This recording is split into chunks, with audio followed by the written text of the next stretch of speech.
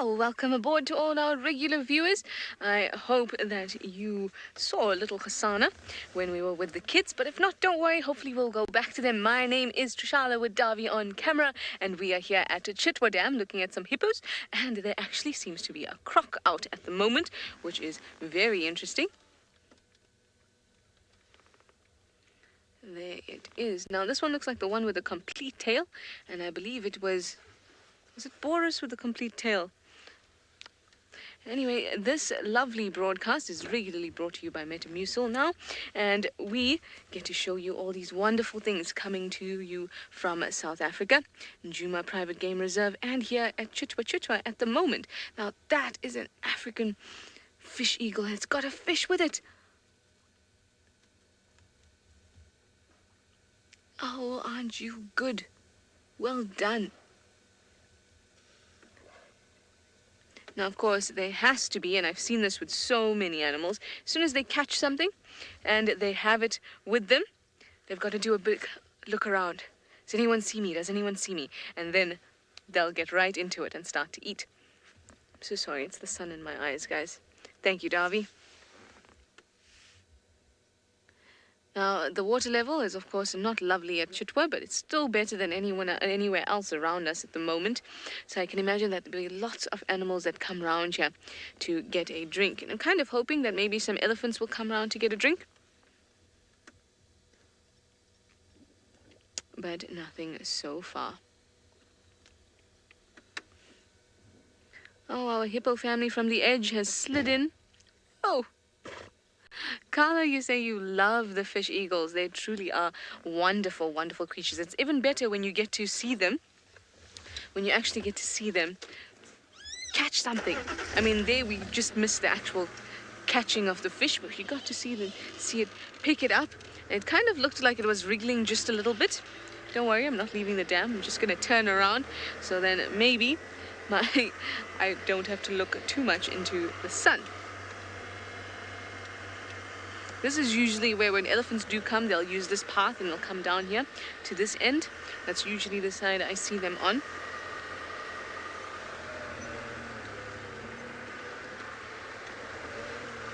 Let's do a quick turn here. There we go. Now, I'd really like to have a good look at our croc friend there, because I haven't seen them out. I'm going to turn you off it or her, depending on which one it is. In the meantime, I'll send you over to Tristan. He's also driving about. He's left those lions. Hopefully you do bump into some ellies, Trish, and that you get to see them.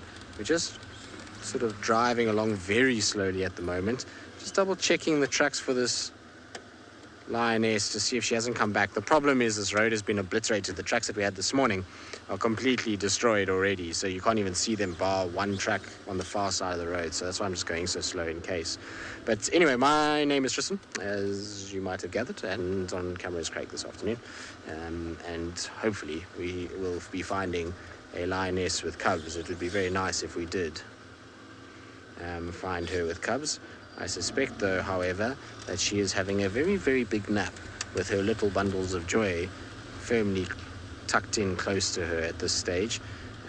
So I don't think that they've crossed back over. I certainly can't see any signs. It's just the tracks that I saw this morning crossing over and going that way, and then some old tracks from the night before coming into our side. So what we're looking for was tracks that were a bit fresher, or any new track that I didn't see this morning, but alas, we have seen these all, I'm afraid, so she's not come back yet. So what we're going to do is we're just going to do a little loop around and just go and check maybe Sydney's dam and kind of just do a bit of a loop, and then we'll come back to the lions now. I just wanted to see firstly if she was around, and also just want to check Sydney's dam in case there's anything happening there. We're so close, we might as well just do it now while it's earlier rather than later, because as the day starts to get cooler, so we're going to start seeing those lions wanting to wake up and move. The problem is that if they do move, the duration of the sighting is going to be 5 to 10 minutes max.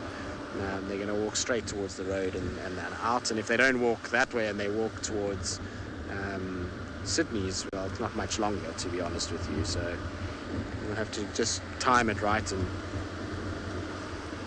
enjoy them while we have them for a few days. Well, for the last couple of days. Actually, I've seen quite a bit of the Nkumas of late.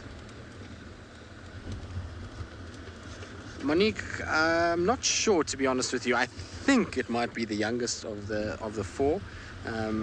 This morning, the purple-eyed lioness, amber eyes, and the red-nosed female, to me, were the ones that sat down. But it was tricky because they were so spread out. I was battling to kind of see who it was. And the lioness that we spotted, well, the ninth lioness, and the one that went first, she was the one that kind of came over the road when we saw them from far. And so we didn't get to catch up with and see exactly who it was. But if I take who we saw yesterday at hunting those buffalo, the youngest of the lionesses, I didn't see her. So I don't remember seeing her. I mean, maybe she was there, but I don't remember seeing her. I definitely saw amber eyes, the red-nosed lioness, and the purple-eyed lioness. So I suspect the youngest lioness. And the reason also why I suspect is because she's used that den site there before. It's not her first time. The other lionesses, I haven't seen them use this. Even in 2016 when they had theirs, they mostly used inside of the reserve or inside of Djuma, closer towards camp. They didn't come this side. They only once crossed over with the cubs that side into that drainage for a day and then out again. So it seems to be this youngest female that likes to keep them here.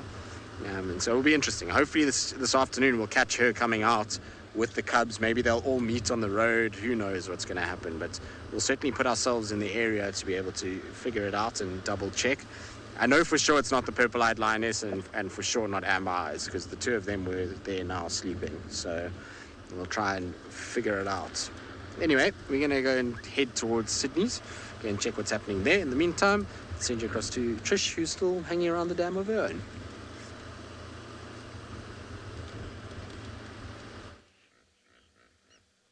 And it's very interesting, this whole discussion with our Nkuhuma lionesses. I, for one, keep dreaming about cubs. So I think it'll be only a matter of time till we find some, which would be awesome. Now we've come to the other side of the dam wall, trying to find the fish eagle that had grabbed that fish. But that fish eagle seems to have flown away. But there are some interesting hippopotamus here. Ooh, do those look like cracks in that hippo's skin?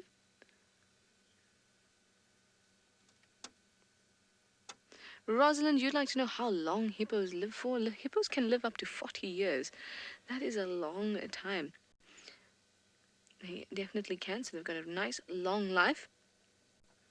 I'm just trying to figure out what those are. They could also be scratches or scrapes from the teeth of another dominant hippo that's in there. And very often when you see white kind of stripes on a hippo, it looks more like it's poo than it is actually stripes. Hello, you. And you can see the same kind of scrapes on this individual's body. So that would tell me that it's probably from a bit of a fight or something. There we go. Oh, are you going to show us what you can do? Keep it going, keep it going, keep it going. Lovely. Now, that is, of course, a territorial marker. And maybe this is our bull, our man in charge, our beach master, as they are known. Now, the purpose of the spraying of that poo is also to make sure that it gets as far as possible and reaches as many places as possible. So spraying is not a bad way to get that done. Okay, well, we know that this is the territorial male. So let's see how he behaves with the others. Ian, you'd like to know how many hippos can be in a dam at one time. I really don't know what the carrying capacity of a square kilometer of water is for hippos, or even less than that. But I do know that if hippos are in excess, then you get a lot of issues within the water, including sometimes having an anoxic environment where there's no oxygen left in the water, and lots of fish and other creatures may die. I think that's probably a good indicator to realize that there are too many hippos in one spot. If things start dying, there's just too many hippos with too much poo in that water, because there's a very fine balance. And now also, that poo brings nutrients from the outside onto or into the water, so it adds a different diversity to the nutrients in the water, and the very fact that it does that makes it beneficial. So there's a really fine line between too much and too little. But here at Chitwa, I can't say I've seen more than, say, 20, maybe 22, 23 hippos. There seems to be two sort of groups at Chitwa. There's this group here that hangs out at this edge, and then there's the other group down there that we were looking at before. James, you'd like to know how hippos control whether they sink or float, what's known as buoyancy. There's two main ways that they do this. Firstly, they have a lot of fat that covers them. In fact, if you tried to cut the skin of a hippo, it would truly be tough. There's lots of layers of fat and things like that, and we know that fat is oil, and oil floats in water, so it can control its buoyancy in that sense, and that it is very buoyant. But in controlling its actual in the water sinking and coming back up, it uses its breath to be able to do that in the same way as divers do. Take a deep breath and you hold your breath, and then you are likely to float, because remember, we have these big air sacs in us called our lungs, and that is pretty much, if you're not in a panicked state, will keep you afloat no matter what. And then when you release air from your lungs, you will actually begin to sink. And how much you take in can determine how much you sink or you come up. Very much like a diver would with their BCD. There's a bit of a congregation going on, all moved a bit tighter. Oh, it almost looks like a family in a pool. Everyone just kind of sitting in the pool, looking at each other, kind of chatting.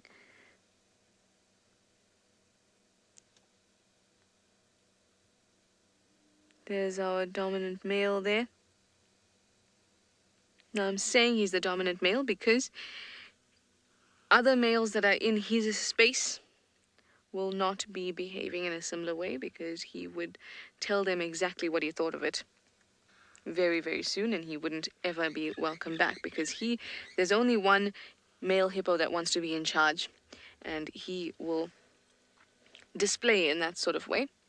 And the others who do that, they would just be disciplined. So as long as the males that are within his group, or his bloat, as is the collective noun for them, those males will have to behave themselves in order to be accepted by him and not be attacked by him.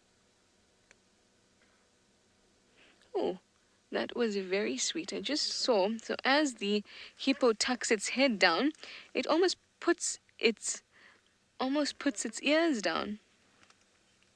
Happy feet. You'd like to know how long this hippo or these hippos will stay in a dam before it gets dry and they'll move? It really is something that's preferable. According to books, as soon as water levels reach about 1.5 meters and below, it's no longer exactly suitable for a hippo.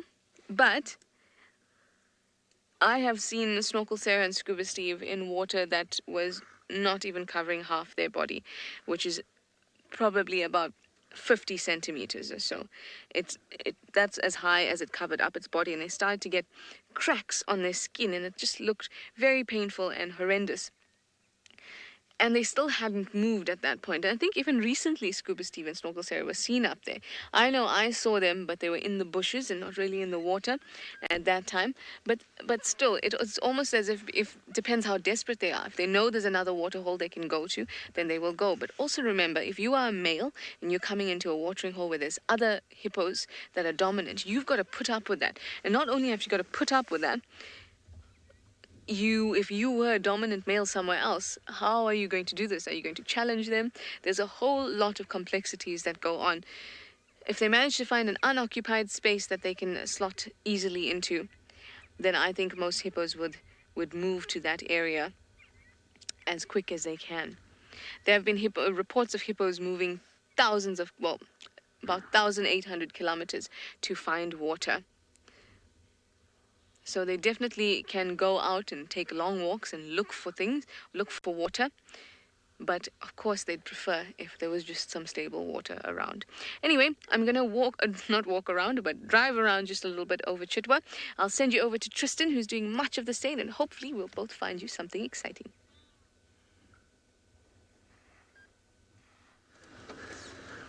Good luck, Trish. Enjoy driving around the dam. Hopefully there's some interesting things. There generally is interesting stuff around Chitwa Dam that can be found. We're just bumbling about. Nothing at Sydney's dam to report other than somebody driving way too fast and covering Craig and I in a dust cloud. So that was not that much fun. But we didn't find too much, no tracks really. So what I'm doing now is just driving a road that very seldom gets driven. So I'm just driving this little link road and just going to check here, and then I'm going to check Gallagher Pan quickly, just in case there's any sign of anything there, and then back towards the Lion. So I just wanted to give myself a bit of a loop, and also wait for that sun just to start dropping a little bit before I headed back to the Lions, and then I'll sit the rest of the afternoon with them. So those of you that enjoy the Lions, don't worry, we're not going to abandon ship. We will go there. It was a worthwhile endeavor just to go and see if maybe that Lioness had crossed back, and like I say, while we were there, just check a few water points quickly and then back to the Lions as we go, because I doubt that they're going to move too much right now. I actually suspect that we might sit with them for most of the afternoon, and even as it starts to get dark, not too much happens. But what I'm really hoping is that they're going to stand up and there might be a bit of contact calling happening, and maybe that contact calling is enough to drive the Lioness to get up and come back with the cubs, and then all of them to meet. Can you imagine how nice it'll be to see that first meeting of those cubs with the pride? I think it'll be very, very cool. And I'm very intrigued. The reason why I want to spend some time there is I'm really intrigued to see what's going to happen between the Mangane male and that female, and see how they deal with the Mangane male being a part of the pride now, and whether or not they trust him enough to actually be around small cubs or not. So it's going to be very, very interesting.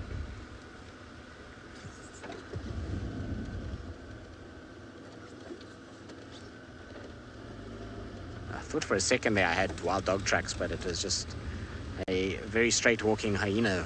Wild dogs would have been nice. Actually, I haven't heard much about the dogs at all. I heard that they were on the western side, or somewhere around Simambili Lodge, but that was a few days ago. I think it was a Friday maybe. It was a while ago already. But I haven't heard of any dens yet. I must actually get hold of Grant. I spoke to him this morning about other random stuff, but I must ask him where all the packs are denning at the moment.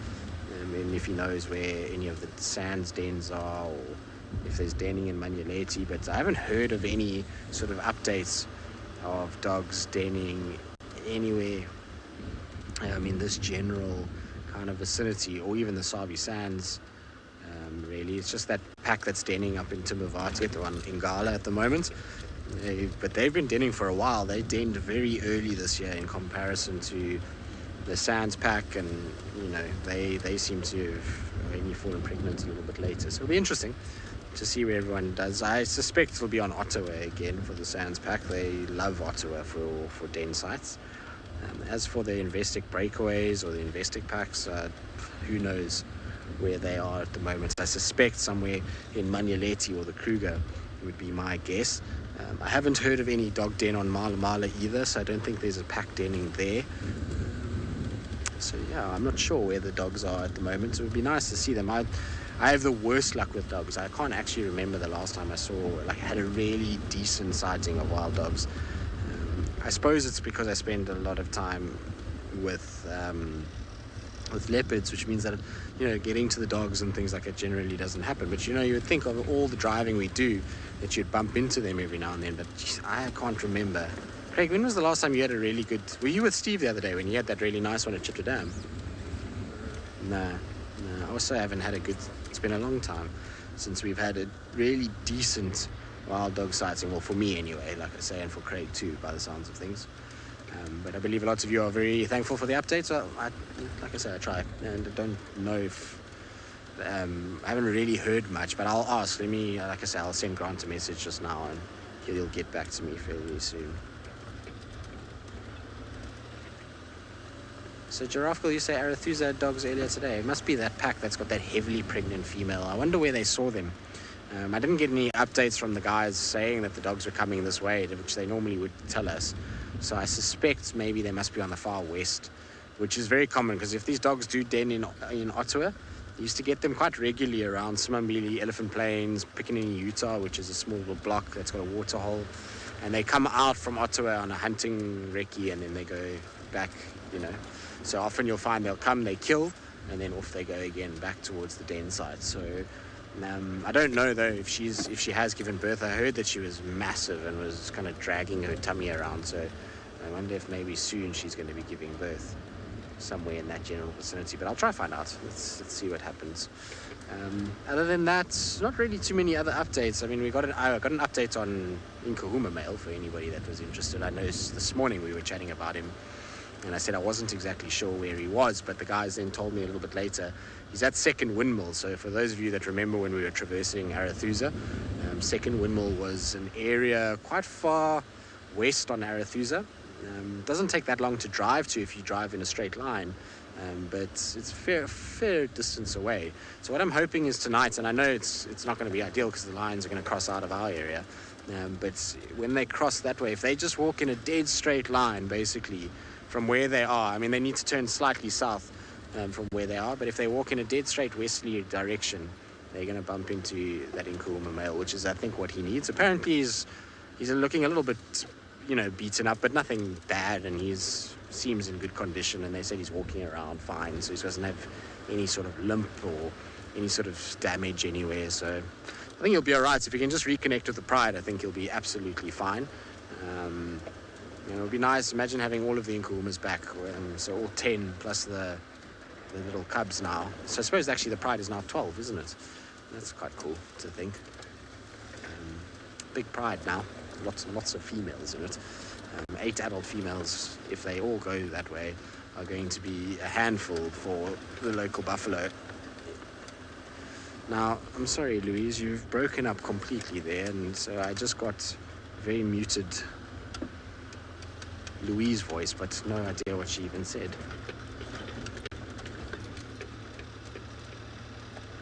Oh, there we go. That's better. Right, so while I head off towards Gallagher Pan quickly, let's send you back across to Trish, who's still exploring Chitwa.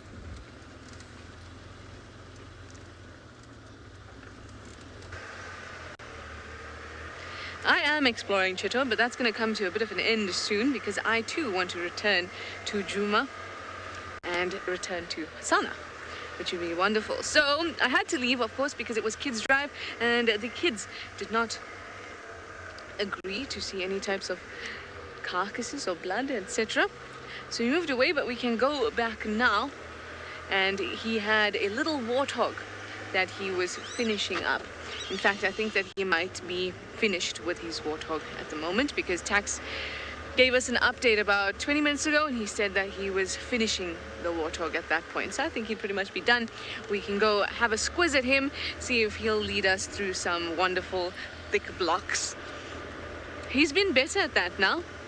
He's being a little bit more like the other leopards. Before, it almost seemed like he was using the best path so we could be able to follow him. And the best part of it was when he'd go so much ahead that he'd stop and look at you and think, are you going to come? Are you coming?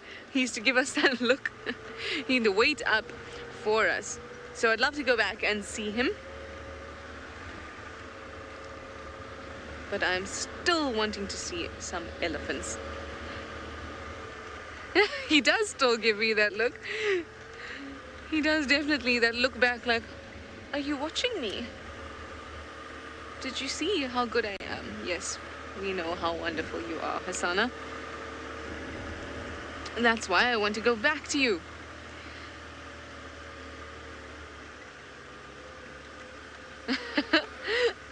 Lou, you are right. So Lou thinks that when he looks at us with those eyes, he's saying, friend? Friend. That kind of look, I can definitely see that.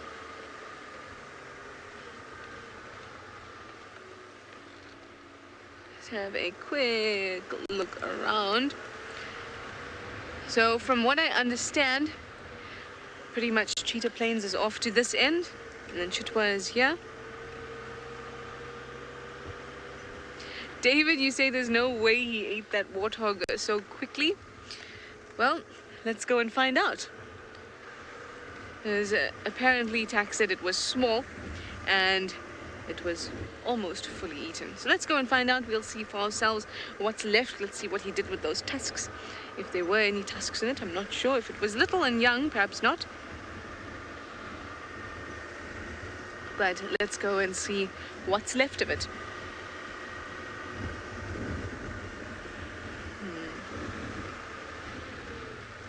I have a wonderful sun just engulfing me at the moment. It feels really nice. It feels very cozy. Little lambs. Let's move off to the side here and have a serious chat while this car goes past. It won't be a serious chat. It'll be me just making up some chatter until that car drives past. So we'll give a hello. Hello.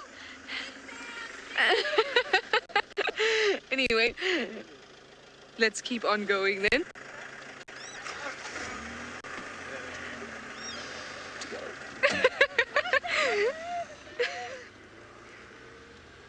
That happens every now and then. You should have seen the struggle to get the window open. It was frantic.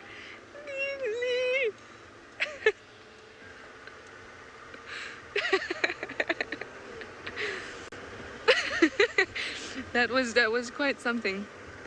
We always get reactions when people come past us and things like that, but I hardly ever see sort of viewers trapped inside a kumbi trying to get out and pour their way out and pull against the glass. I even saw a hand against the glass, like, move, open. It's always nice. It's nice to know that you could make people happy enough that they really appreciate the fact that they see you. Imagine that. You get to put a smile on somebody's face, which is very nice, I think, at least. But I'm going to make my way off at Chitwa now, and I'm actually going to go to Djuma, back home. And let's find our boy Hosanna. I'll get an update from Taxon in a bit to see if he is still around or not. I suspect he'll need to go and have a drink after he's eaten all of that, and then he's going to settle down somewhere and start to clean himself from all the icky bits that are all over him.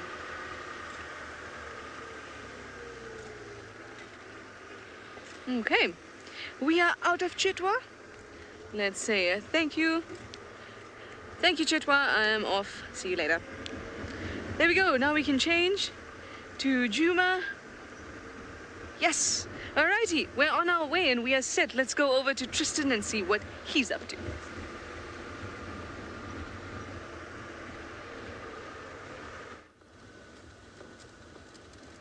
Well, yes, we are searching for stuff, Trishard. I suppose stuff is a good way to put it. We just came to the little place where we had Tingi and Kalamba, quickly, just north of the dam here, just to double check if there's no any sign of any of them around. I know that in all likelihood neither one would actually be sitting in the exact same spot, but it's always a good place just to come and check for tracks. It's an area that is utilized heavily by Kalamba, and Tingana, if he's here, often does walk this way. If he hasn't been seen on the dam cam and he wants to drink water, then this is where he'll come and drink. So it's always a worthwhile place just to come and check around. But alas, today, no tracks to speak of, only their tracks from 2 nights ago and the tracks of a couple hyenas milling about, and nothing at Gallego Pan. I thought we'd even find maybe a nyalo or something like that, but it seems as though it's very quiet at the Pan, which surprises me because I always think that this is such a nice place for animals to drink. The problem is, and I think what happens here is why a lot of the animals potentially don't actually drink here as much as what we think, is because there's so much dense bush around it. Unlike Vuyatela Pan, which, yes, it has that little thicket where Hosanna tries to hide, it's a lot thicker on the peripheries. So imagine now, at Vuyatela Dam, when they come down to drink, they've got to walk through all of this stuff, and this is a great place for many different animals to hide away, and especially a predator. And so it's probably why you see that the impalas and the nyalas and things prefer to drink on the other side of the camp than on this side. You find this side ellies and the buff and the cats will drink here, but I don't see nearly the same numbers of impala and antelope species drinking here like you see on the other side. So probably to do with that. Now, while we've been driving around, it's often, when you have a quietish afternoon and you're just milling about and bumbling, you start thinking about things. And I was thinking about Hosanna and this warthog. I'm quite jealous, actually. I would love to see Hosanna. I haven't seen him for ages again, but I'll try and find him maybe tomorrow. But I was thinking about the warthog, and I was thinking, the other day he's caught this impala and he didn't hoist it for 3 days until it was taken by the lions. And I was wondering about it because we very seldom see hoisted carcasses on Djuma. It's not a common thing to see.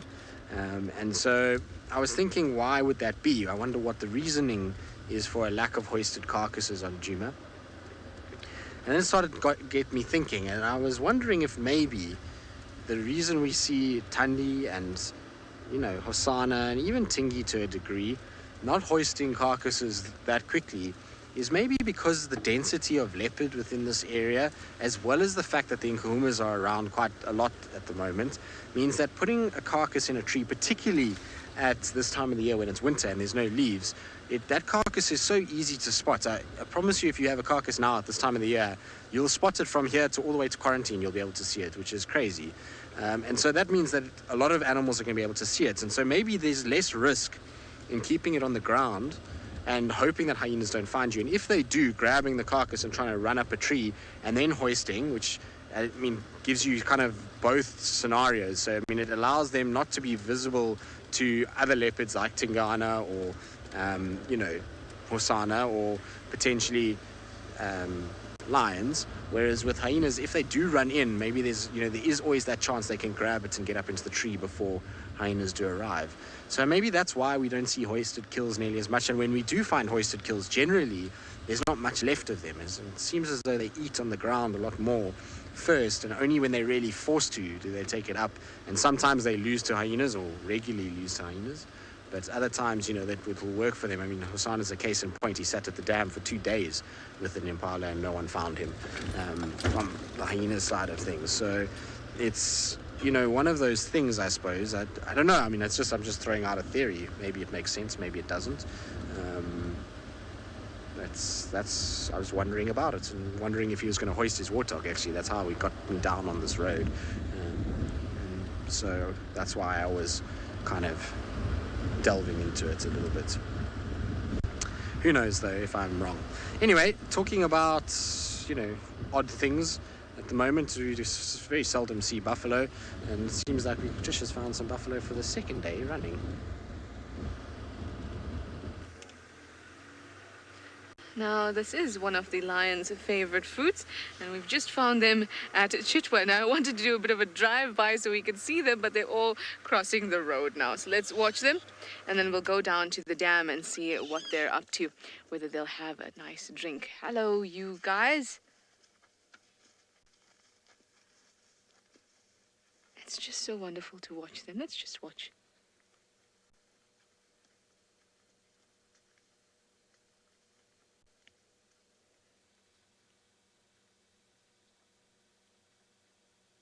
Okay, it's clear. Let's go around and go to the dam wall, and we can watch them, see what they're up to. So this is very, very far from the lions at this point. In fact, the lions are pretty much west-ish of Djuma, and this is very, very east. Oh, there's a youngster jumping and bounding about there. Let's see if we can get there.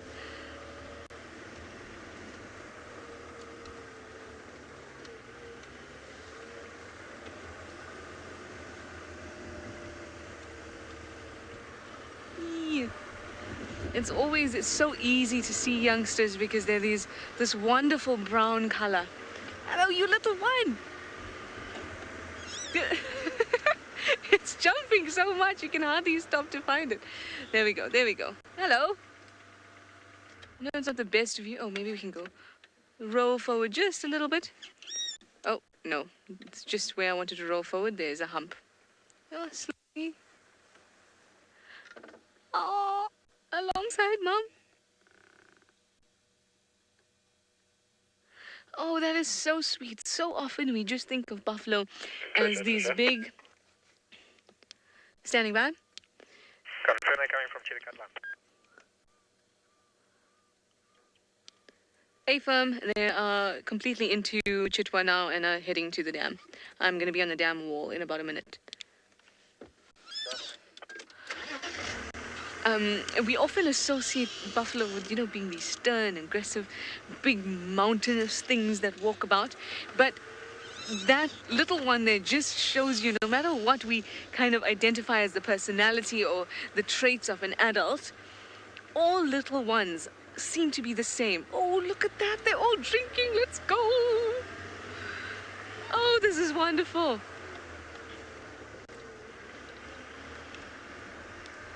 Sheldon, there are heaps of them drinking. It's really nice if you want to get there quick. Okay, Dylan.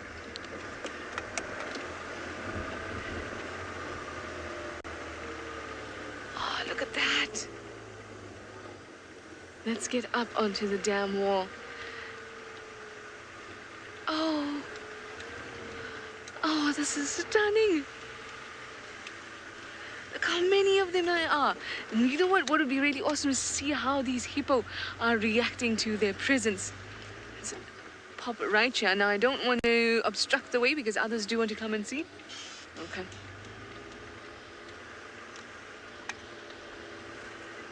Ah, there we go. Ah, James, you're saying it's great to have some buffles back on our traverse. It certainly is. Oh, look at them. There's quite a few youngsters around.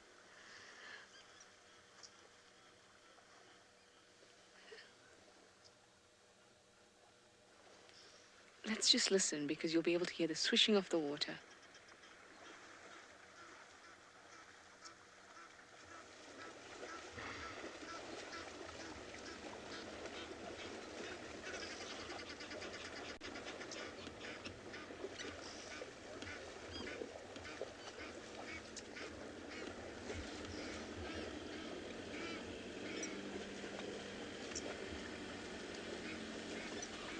So peaceful, so absolutely wonderful. Shall we go a little bit forward? No, everyone's fine. Okay, let's go a little bit forward so we can allow others to have a look at it too.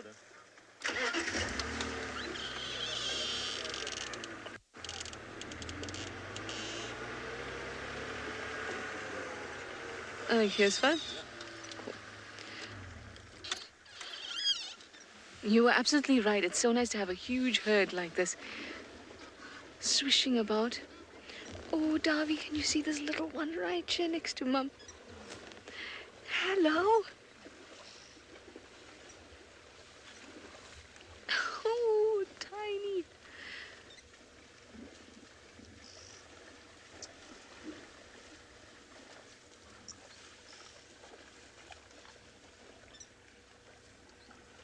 I just want you to listen and just get the atmosphere of this water splashing around, the sounds of the Egyptian geese going. Let's listen.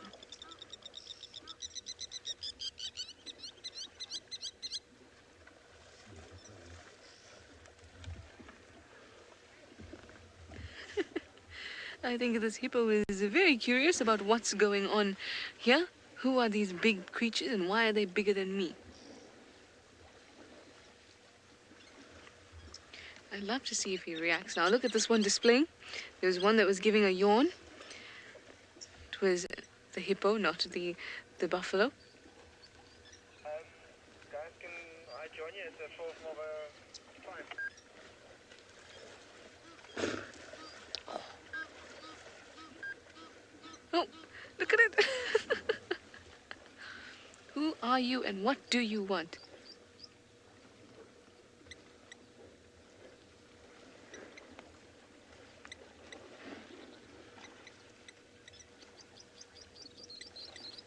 I must say that that hippo is behaving very passively, considering what I thought. I thought that it would be quite aggressive, considering something's coming into its territory, its water.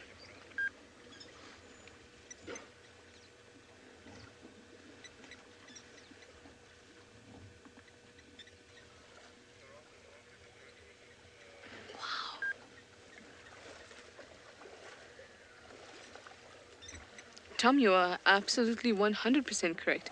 A crocodile will definitely try to take a young calf. It does that, of course, with its own risk of there being a mum around or a male around. Wow, I just saw a big splash and something run in and jump, and it looked like a hippo, but it came from land. Um, Now, a big crocodile is on the other side of the the um, the dam, so these calves are not at risk right now. Although there's only one that is on that other side.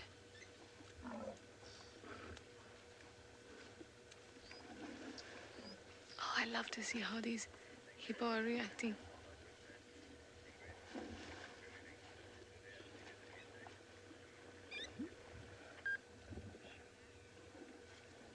Yo, Shalmi, you'd like me to tell you how much I estimate in this herd? Let's do this like a scientist.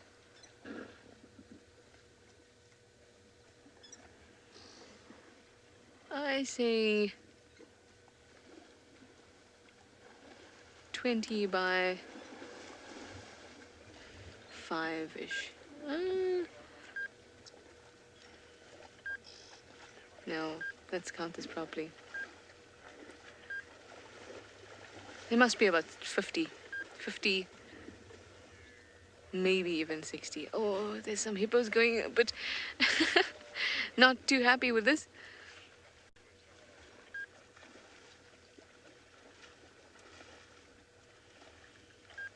Oh, maybe even 60.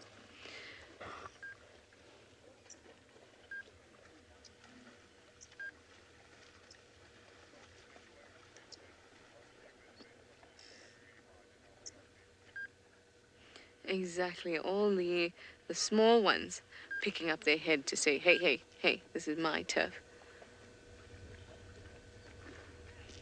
There's a hippo very close there. Hey, what are you gonna do?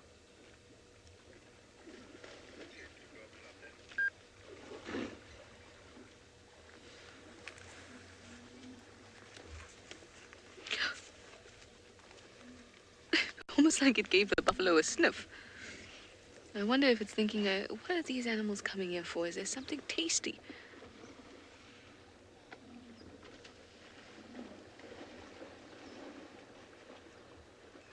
It is, it's the youngsters that are causing the problems here, or starting problems when there aren't any.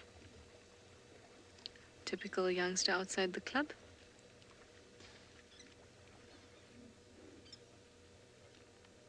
I just want to see them interact. I mean, I love when different animals come together and you see the way they behave with each other.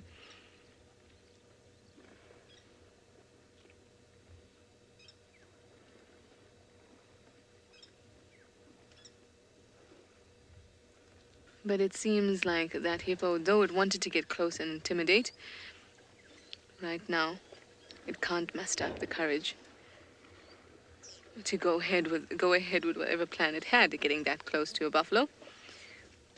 Those horns I would not want to be near. But then again, neither would I want to be near the sharpened incisors of the hippo. Ivy, you'd like to know if buffalo and hippo get along? I'm not sure. I really am not sure. Hippos are known to be temperamental, and so are buffalo. But from what we're seeing right now, they don't seem to have any major issues with each other, even though they're both trying to exploit the same resource right now.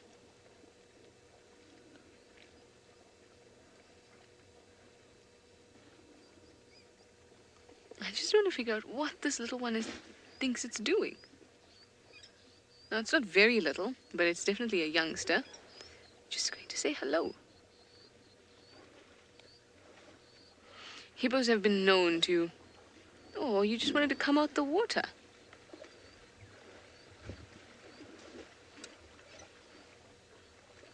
Well, then I suppose they are friends. Oh, it's just... Look at the way that buffalo looked at that hippo. You think you're big? You should see my mother.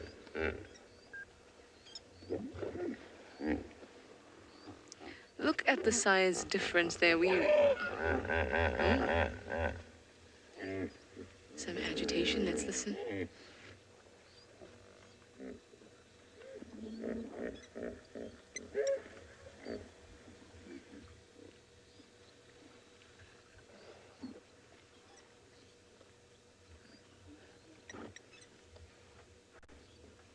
What are you doing? I'm also quite surprised that the buffalo don't seem to react at all.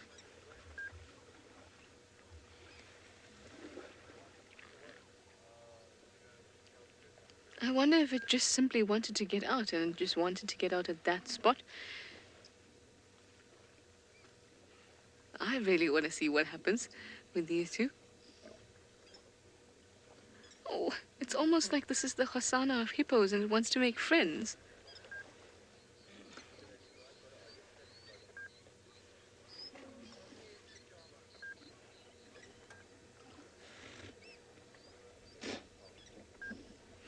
Oh, maybe it does.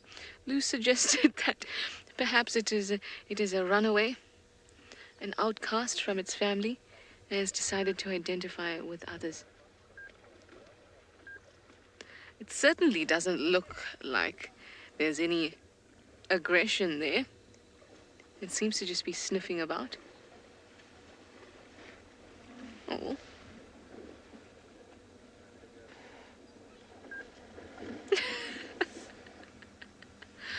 It all became too intense for the hippo, and it had to just sink in again. He got scared. It's almost as if he got scared by the oxpeckers that were around.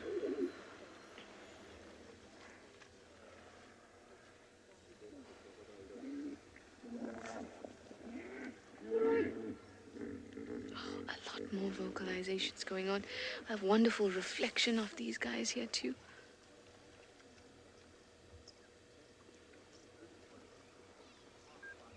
It seems most have had a drink now. There's just a few stragglers at the end. The rest are kind of moving off in the same direction from which they came.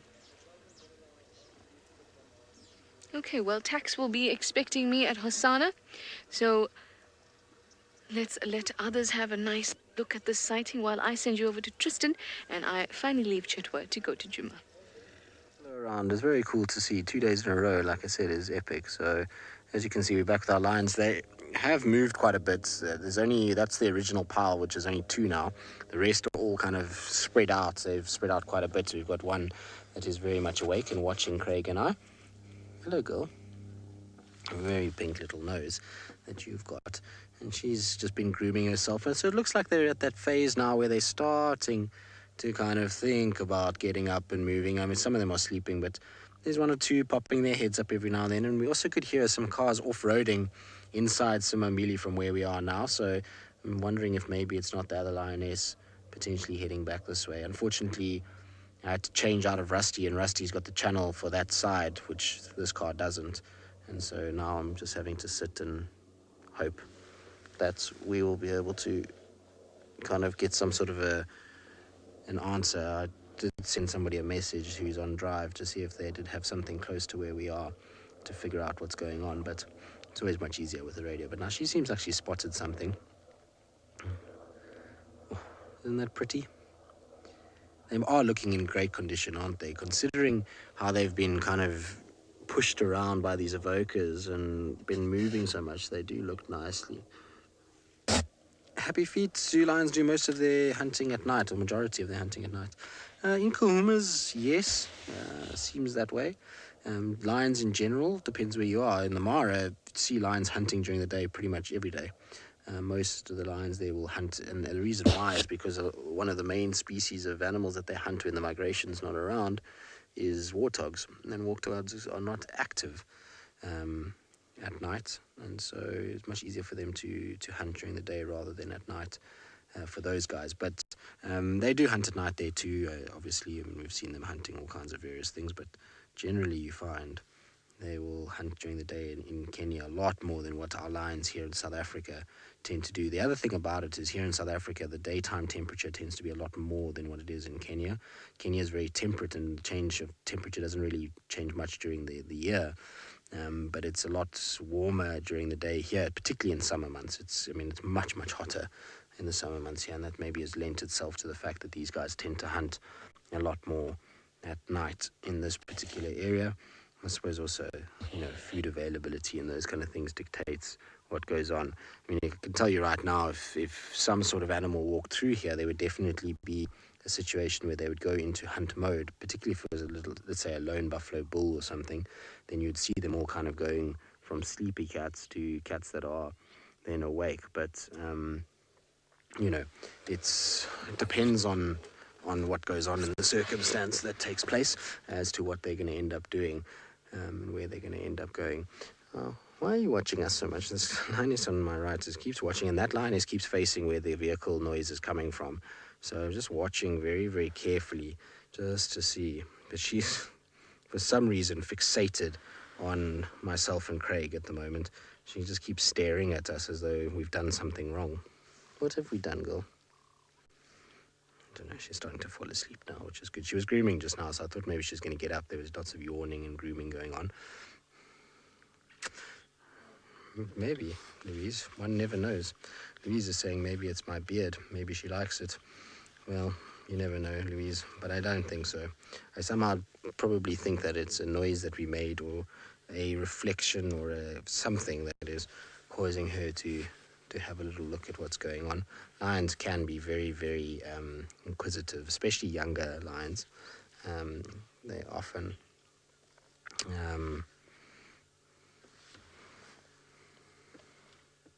I lost my train of thought because I was listening to Trishala talking to Tax as to why she forgot to tell Taxon that she's not coming to Hosanna, because she told Tax she's going to go there, and then she said no, she found buffalo. So Tax was asking, he thought maybe that she had a car accident and disappeared because he hadn't heard from her. But anyway, so I lost my train of thought completely as to what I was saying. But anyway, we'll kind of figure out something else to talk about. Yes, she got hijacked by excited people and excitable buffalo, and her being excited about the buffalo. Her own excitement hijacked her, Louise, as she saw buffalo drinking at Chitwa Dam. It used to be such a common thing. It's so weird. And remember the days where seeing a buffalo drinking at Chitwa Dam was commonplace. When I worked at Chitwa in 2012, there would be a big herd of buffalo there almost daily. And nowadays, it's not quite like that, is it? Things have changed quite a bit. What I do want to figure out is I want to try and figure out at some point, hopefully when they stand up or start sitting up and we can see all their faces, is who exactly is here, because there's definitely 8 of them in this sighting, and so I want to figure out which lionesses we've got to make 100% sure which is the one that I think has the cubs, because there was, like I said, definitely 9 this morning. I counted 9 straight off the bat, and so just got to figure out which lioness is missing at this stage. Obviously there's a lot of sub-adults and they've had their heads up, but we've got to figure out which of the bigger girls are here. This morning I definitely saw the purple-eyed lioness and amber eyes lie down. Exactly. It would be nice if we could color code them. Maybe it would be cool if the end of their tails was all different colors, so each one got a different colored tail tip, and that would be their IDing feature, almost like how people dye their hair. That would be quite something. But or you could do, I suppose, what else could you do? Back of their ears. Each one had a different color back of the ears. Could also work.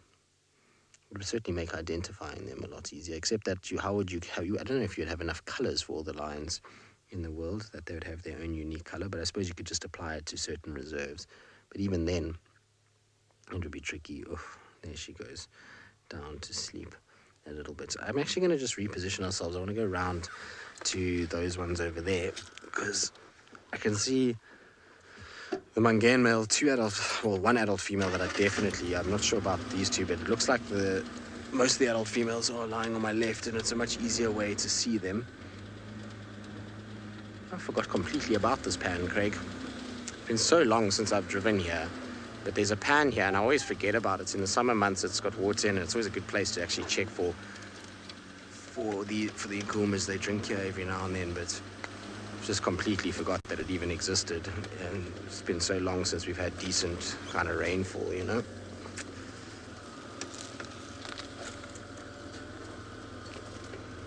Let's go around and see who we've got on this side. Also, the sun shouldn't be nearly as bad for Craig on this side.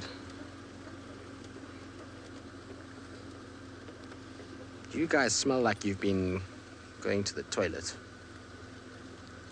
Stinky is the word.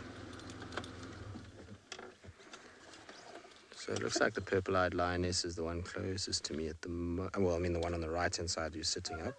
So that looks like her sub-adults, and I can't see who's facing away from us at the moment. We're going to have to start thinking of ways to identify the sub-adults now, because they're getting tricky with their size. They're not as small as they used to be, that's for sure. So I'll have to figure it out. But now I've gone back to sleep, so whatever they were watching just now is clearly not been enough to wake them or stir them. Hopefully they will stir at some point, because knowing lions, they can sleep incredibly well, especially lions that have some semblance of food in their tummy. They are star students when it comes to sleeping, that's for sure.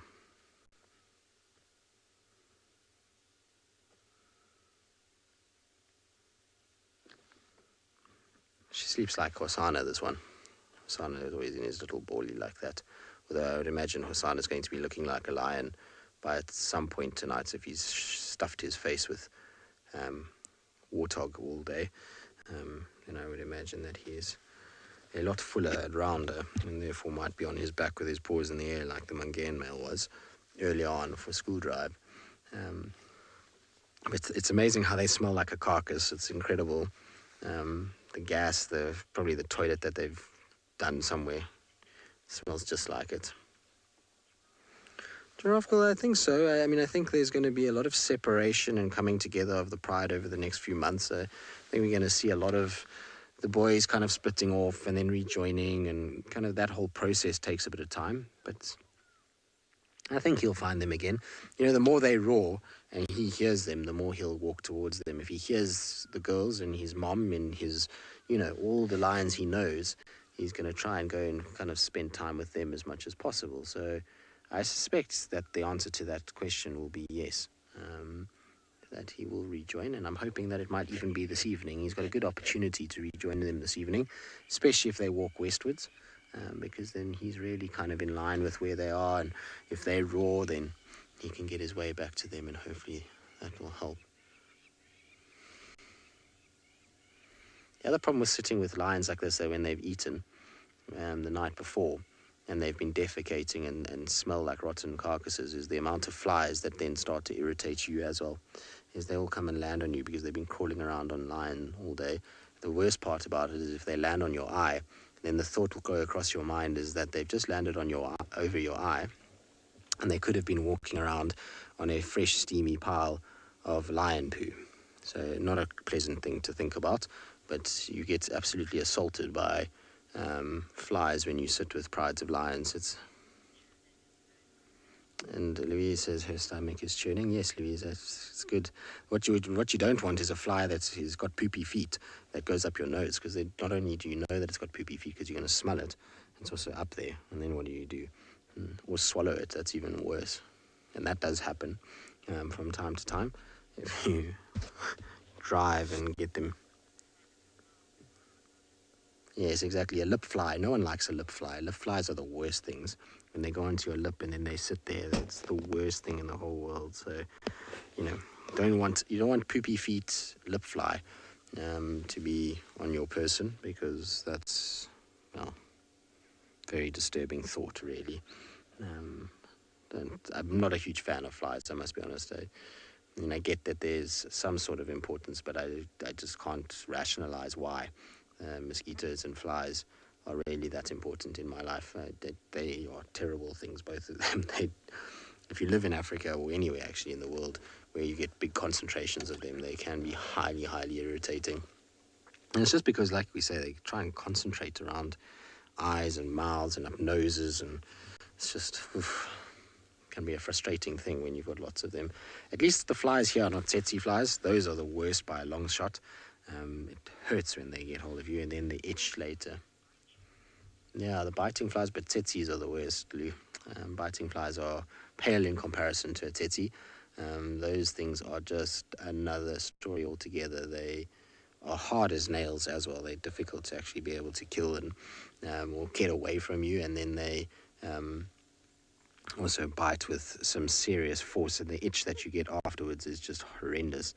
I remember being in Lower Zambezi last year, and there were lots of them around, and came back and it looked like somebody had shot me with a paintball gun. I had all these kind of red welts, which is, I suppose, par for the course because I get eaten by every insect in Africa and generally react quite badly to them. So ticks, tsetse flies. But still, it will not deter us from traveling around and trying to see more of Africa, that's for sure. There's so much to learn and to see that it's worthwhile being able to endure an insect here and there in order to see cool things. It's very still this afternoon. In fact, you just sit here and you sit quietly like this. There's not even too many birds calling. The lions are sleepy. Almost makes you want to have a little bit of a nap.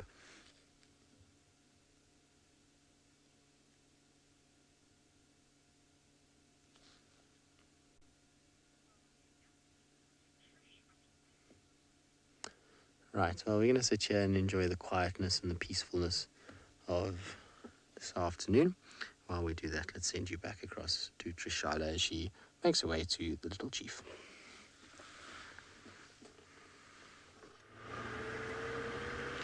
I don't think it's the quietness of today that's making Tristan sleepy. I think it's spending time with those lions. They can often make you sleepy. Any of these animals, you watch them for a long time. Oh, we have an early scrub here. Let's say hello. Hello, you. You are out a bit early. Oh, well, maybe you're just, early bird catches the worm. So perhaps it's looking for some juicy something to get its teeth onto. Now remember we were talking about teeth and animals and how they take care of them, and one of the ways that rodents manage to negate the whole brushing your teeth every morning and night problem is to have continuously growing teeth that are permanently worn down or constantly worn down. Now I've had very good luck with scrub hairs and babies suckling on mum. So I'm just wanted to wait a few seconds. No. Okay, never mind. You're off. Because I find often you'll drive up and you'll see a scrub hair, so you'll stop, just to chat about it. It's nice to chat about it. And then before you know it, two little ones come bounding through. It's very, very cool. I was hoping that may happen, but no. Uninterested for now. Scurried off. Okay, well, I am almost at Hosanna. And like Tristan said to you, Tax got a bit worried, wondering what had happened to Darby and I. We got buffaloed in the best possible way. I loved that sighting. Absolutely loved it. Sheer power. When they walk, they're not even running, but as they walk, they're kicking up so much dust just from walking. It's just hazy as they walk through. Beautiful. I'm glad that they got their hooves on some water. I suppose Chitwa will sort of be a regular place for them to come and get some water when they're down in the south here in Buffelshoek. They can go up to their dam. But when they're down here, That's pretty much their best bet, unless they want to go to Vuyatela Dam. But even that is drying up. And there's always the Pan. But then that's a bit crowded if you're a herd of 50 or 60. And then that hippo interaction, that was too cute. And I was so surprised that there wasn't a dominant individual or big bull that came through and was like, hey, hey, hey, don't you try your luck with me. Especially when it ran in and it was... it almost looked excited but a bit scared. Very sweet.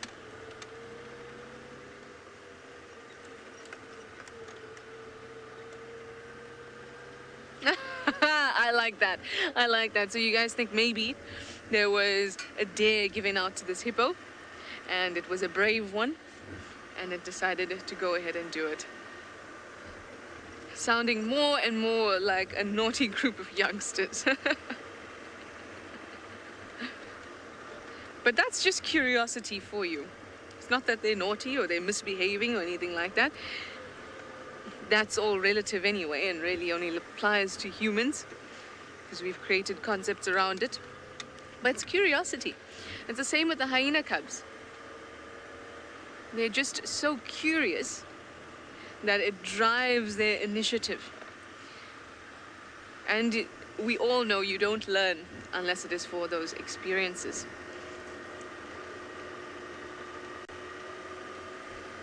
Perhaps that hippo will now have a very fresh view on buffalo and think or start to create friendships with them or start to let the others feel more relaxed around them. I must say though, the other hippos didn't seem very perturbed.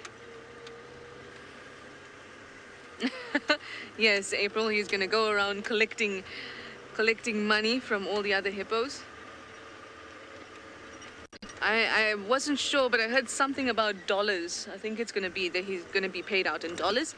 So it's not gonna be 5 rand from each hippo, it's $5. Sneaky.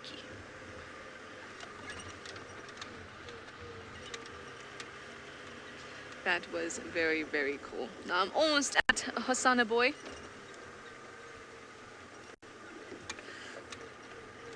Yours? Let's turn you down. There we go. All right, so we're almost here. It's actually just off to our right, where we were earlier today. And Taxon has said that carcass is pretty much done, but he seems to be enjoying the skull just a little bit. So let us go and have a look what Hosanna Boy is doing.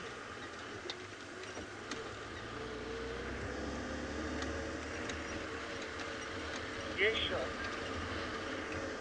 So what do you think? A view from the top or a view from the bottom? I know you're interested in the Lioness sighting. Are you still on your... Let's go in from the other. When I go on these drives, I am not, and don't think that my mother has something to say about that. Certainly does. And we are not armed. We have no sort of anything that will be able to hurt an animal. My mother has suggested that we build a cage around the car. Here's our big hump again. There's he, he's on the move. Is he? Just got up there and moved a little bit.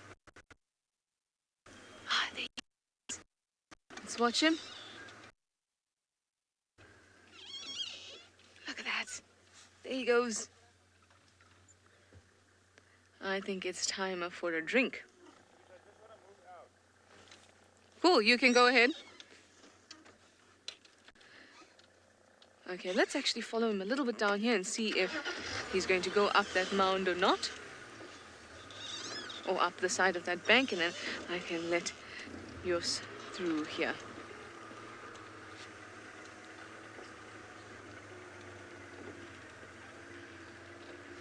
There you go. There he is. Hello, you. Oops. Hello, you special cat.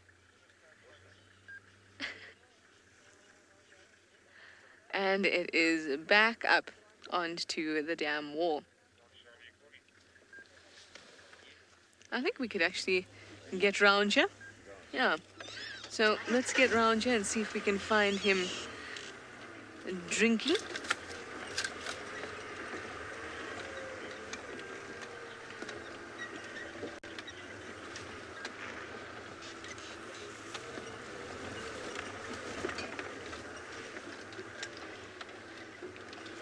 Ooh, this is up there.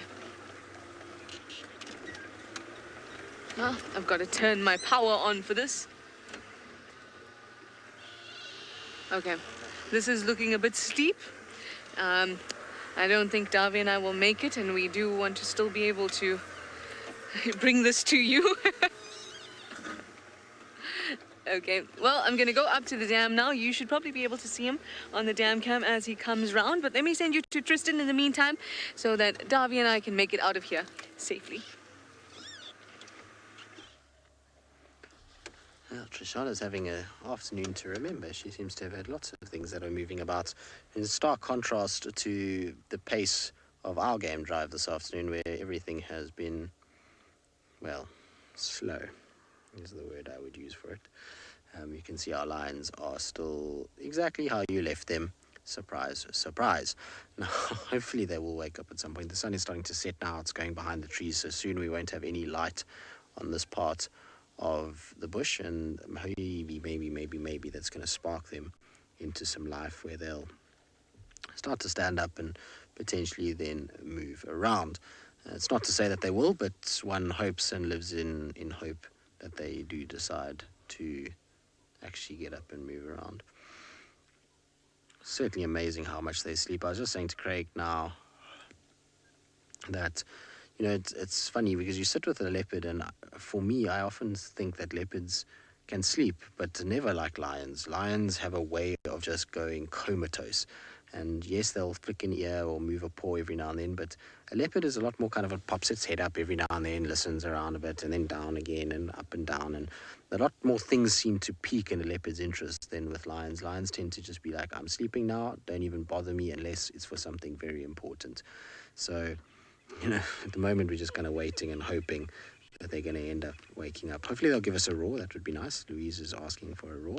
I haven't heard the Nkumas roaring at close proximity in a long time. I heard them obviously last night from my room, because they did roar last night, but I haven't actually heard them roaring on drive in a long time. It's always the most spectacular thing to be with lions when they're roaring. It's a sound that, like I say, everybody in this world needs to hear. And if you've got 10 lions like this, or 9 lions, or 8 lions, it's a number of lions that makes quite a crescendo of noise. It was why the Mapojos, when the 6 of them were together, was just something so impressive, is to hear those 6 big, fully grown adult lions roaring. I mean, maybe not fully grown when they were all 6 together, but they were big. It's just quite something. It's a sound that I'll never forget. They still have, for me, hold the best roar out of all the males that I've seen. The mountain pride at Lubombo was quite something to hear too, just because of sheer number. There was, 40 lions or 38 lions at one point in the pride. So when you had 38 lions around you roaring was also quite something. But it was always funny because that pride typically always had lots of little cubs in it. And obviously a lot of the members of that 38 were cubs, and so the little cubs would even join in, and they'd make these little squeaks while everybody else was full-blooded roaring. There's little squeaky kind of cub voices in amongst it. It was quite something. And those kind of prides are very, very few and far between, and sound coming from them is quite something to listen to and to see. I think Ferg once did some camera stuff up on Singita Lubombo and saw what it was like to have that many lions roaring at you. It's something you will very, very, very difficult for you to forget, I would imagine. And Louise is saying, I'm surprised no one went deaf. It's exactly right, Louise. I feel like you are going deaf when you're there. The whole car vibrates when that many lions decide to roar. Good. Now it sounds like Trisha's managed to catch up with Hosana. He's made his way to the pan, so let's send you across to her.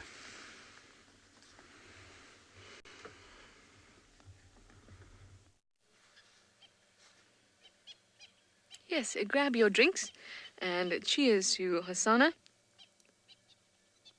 He's got himself a nice meal. I think he's nice and satisfied, and a drink of water to finish it all up. Hello. Hello. It's really kind of cool that he looked up at us because we are on the dam wall, so we're quite far from him. But he still picked up and looked at us. Now he was moving around the edges, trying to get the perfect spot where he could get some nice clean water, while also trying to avoid getting his paws muddy. So it was quite interesting to watch him navigate his way around the edges, trying his best not to get all that mud on him.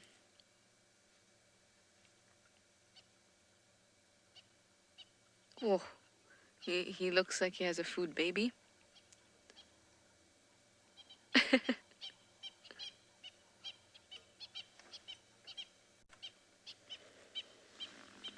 Miss Anamandris, you'd like to know if you finished that entire carcass already? Well, I'll tell you what, I can see a bit of it. You won't be able to see it from here, but I can see a little bit. So I'm going to turn around and just look with my binos very carefully. Ah, there just seems to be some bits of bone and some tusk left, and that is it.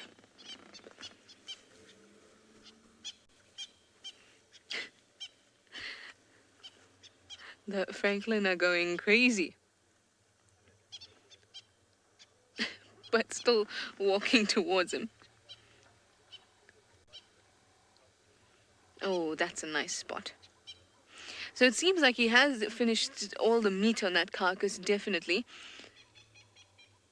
I might try to, when we get a break, we'll try and turn and I'll be able to show it to you. But it's lovely to watch him here at the dam first. So let's spend some time with him. Luckily, we know that carcass isn't going anywhere for now, until some hyenas come along at least.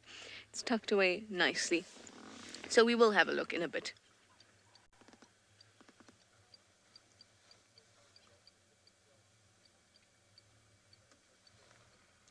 Oh, that is a thirsty cat.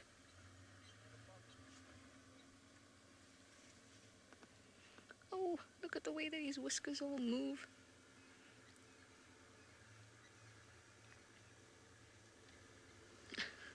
Look at that tummy is hanging.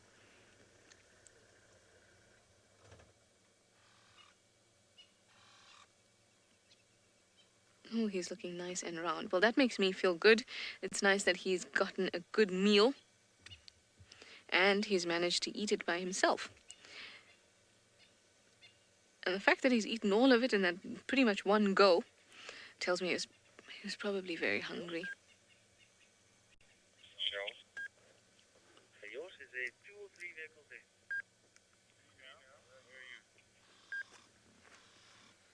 Central Junction. Look how you looks. Oh, you've got some mud on You've got some mud on your face. I appreciate it.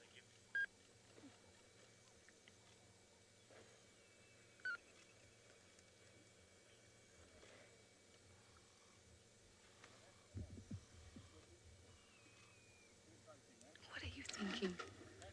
Ah, gotta go down and get some more water, do you? Try to pick yourself up. Ooh.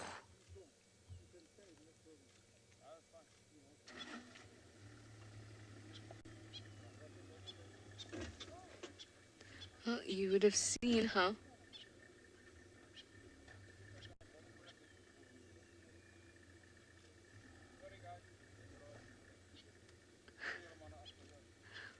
He's now looking at the car that almost hit a stump.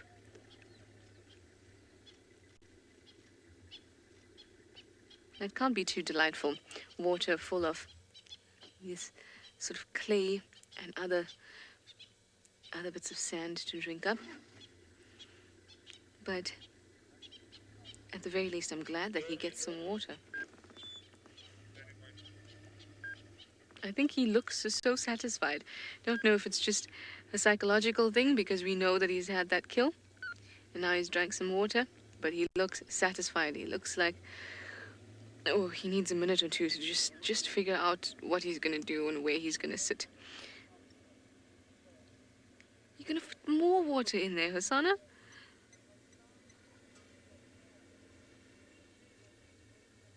A truly beautiful cat.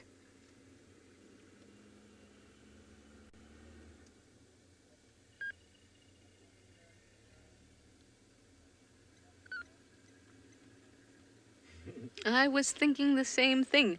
In fact, when we came this way, Davy even said he's probably going to go to the small planet. It made total sense because that's an area where water is nice and clean, and it's so accessible. It's literally right around that corner.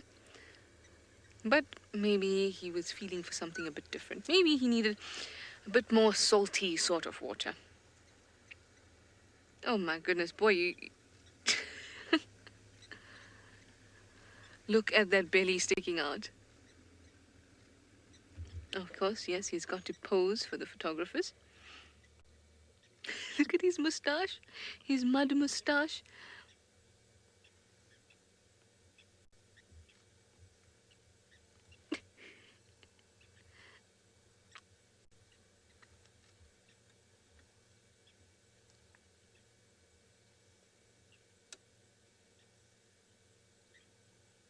I often wonder what goes through his head, but of course all I can do is wonder. That's something so difficult to tell. Well, yeah, that could be something that he enjoys about the mud. Maybe it gives him some sort of relief in his belly. That certainly may be a reason. Lots of animals will go to areas where there's lots of minerals, where water has dried up and there's salts and things like that, especially if they're lacking something in their diet. I've even read about baboons in the Western Cape that will take fruit and actually roll it around in seawater before they eat it because they prefer the taste of the salt, which I found very interesting. So maybe animals do have a taste for it. And you may or may not know, but if you've ever cut yourself and put your finger in your mouth to stop the bleeding, you'll know that even your blood is a little salty. So perhaps they have a taste for salt.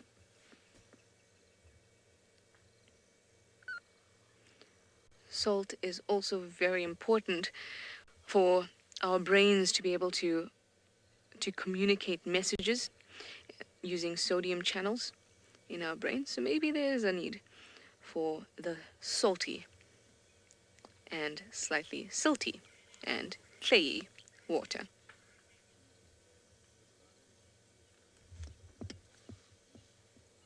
There you go. We are so spoiled. See this leopard just perched there. Definitely too. Yep, that was, so Lou said maybe it's a good flavor enhancer. It certainly is. That is the reason why baboons would do that in the water. And I don't know how they test it, but I would have to think that it would have to do something with having a control and then having normal water and then salty water and seeing which they prefer and then judging from that whether their behavior is due to taste preference. And it seems that it is.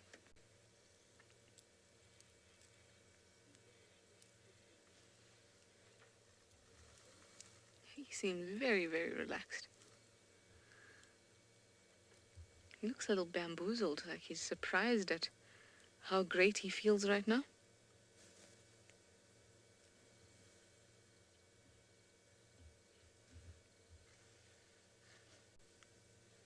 You know, my cat looks like he is going to nestle himself somewhere nice and soft for the night and let all of that digest. He's already starting to look a little bit sleepy. Anyway, let me send you over to some cats that are still sleepy and will hopefully be getting up soon.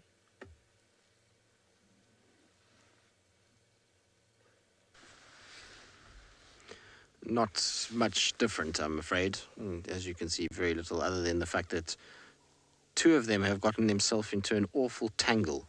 So if you look at these two in the middle, somehow they've managed to get their back legs and their front legs all entwined with each other's faces and legs. I actually can't make out whose foot is going where at this stage, but it looks like the one's got its paw over the other one's leg and the other leg is over its chin. and then the other one coming out from behind. So they've managed to somehow kind of get themselves into that. And this, I suppose, happens when you lie next to each other, but it can't be that comfortable, which is why I'm surprised that they're both actually allowing it without any sort of worry or any sort of kind of, I don't know, growling or anything like that. But they seem happy, and so good on them. As long as they're happy, it's good. But there really is no movement whatsoever. There's not a single head that's come up. There's been no listening. I thought at this time of the day we would see something, but there really has been nothing to give us hope, has there, Craig? No, that's what Craig has just told me, and that is about right, Craig. There is very little that has sparked any interest for this lot. Although that can change. Oh, there we go. There's a head. Can you believe it, Craig? Hidden behind some grass, but there is a head in the background there that has come up. The world is going to go into a rapturous celebration of excitement. It's amazing, actually. 2 of them have just popped their heads up.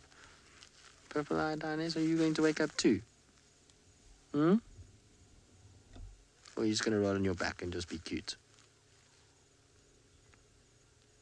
2 awake lions and 1 that is now rolled onto its back to rub its tummy. Look at that.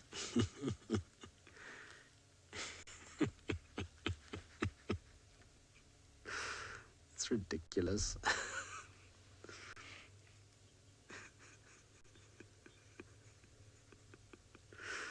It's the funniest thing when cats scratch their tummies like this. I always enjoy it when they do it. It's so great. Now I'm just going to answer one of the guys on the radio. Yeah, go ahead, yours.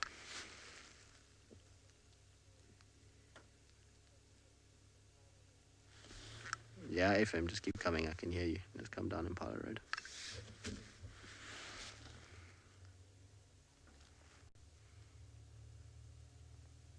Seems to be a lot more movement all of a sudden. There's heads that are slowly coming up, rolling around that's taking place, a bit of yawning. Look at that. It seems as though things are slowly but surely happening for us. There's another one that's popped up its head now. Wouldn't it be nice if that other lioness came walking through the bush now with her little ones in tow, squeaking and squealing as they came? Of course, it would be difficult because we'd probably have to leave the lions then, because you can't really be with small cubs at this time or at night. I suppose we do have infrared. Lou, yes, I do. Apparently 2 were seen. I don't know if there was any more that maybe crossed before or after or something like that, but 2 were seen with her. So I suspect 2 cubs is the answer to your question. As for if there's any other females with cubs, we don't know. There's certainly some that seem...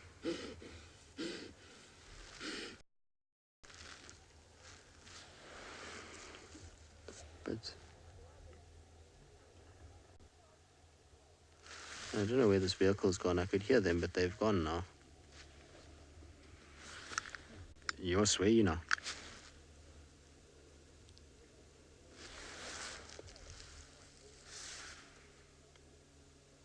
I can't hear his car anymore, so I don't know where he's gone.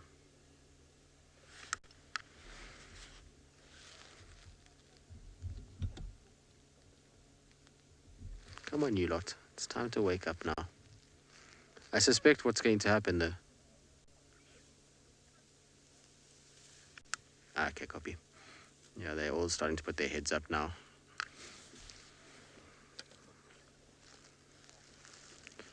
So, very possible that they do sleep, well, harder is the word that you've used, but because of safety in numbers, it's very possible. The ability to rest for longer periods and to be far more asleep and far more kind of dead to the world, it definitely probably has some ability, well, something to do with the fact that there's a lot of them, and therefore the ability to defend themselves is probably a bit more.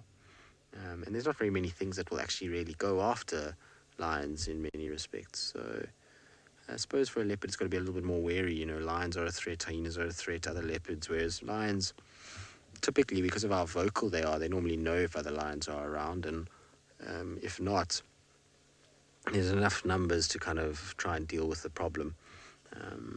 So yeah, maybe that's true. Cheetah don't sleep like this at all. And cheetah are always popping their heads up every few minutes. So I suppose you've got a valid point in safety in numbers, and also size is the other thing. Being the apex predator allows you to sleep this way throughout the day. If you're not the apex predator, then you wouldn't be able to probably sleep as deftly and as kind of long as what these guys do without too much care in the world. But like I say, there is starting to be a bit of kind of movement. There's some yawning, there's some grooming, there's some rolling around. Always good signs. When you start to see yawning, it's typically when lions are about to start waking up, and the purple-eyed lioness is yawning a lot. So I suspect if she starts to get up, we're going to start to see movement. Now I can't remember, maybe somebody can remind me, how many cubs did she have in her litter?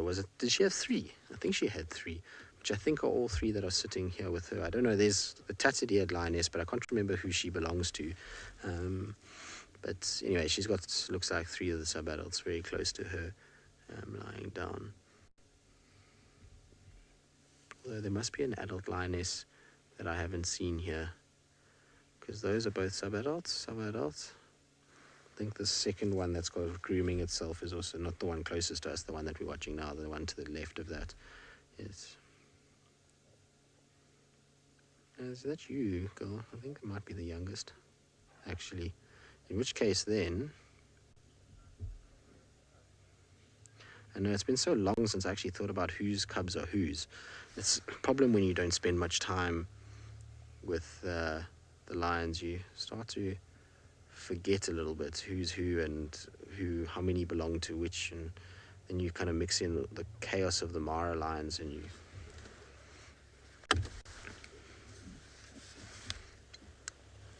you're from somewhere close to where you are now.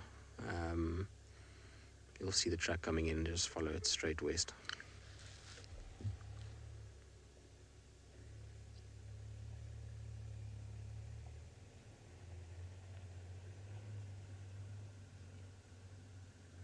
So we'll just have to, I know all of you guys will have this information, so you'll be able to help me with exactly who's who, and where we've got everybody. But it's definitely 4 here and then 4 there, so you're just missing, like I say, 2 members of this pride at the moment. Mangane male's obviously lying down at the edge there, so I'll just wait to see when everybody else pops their heads up who we've got.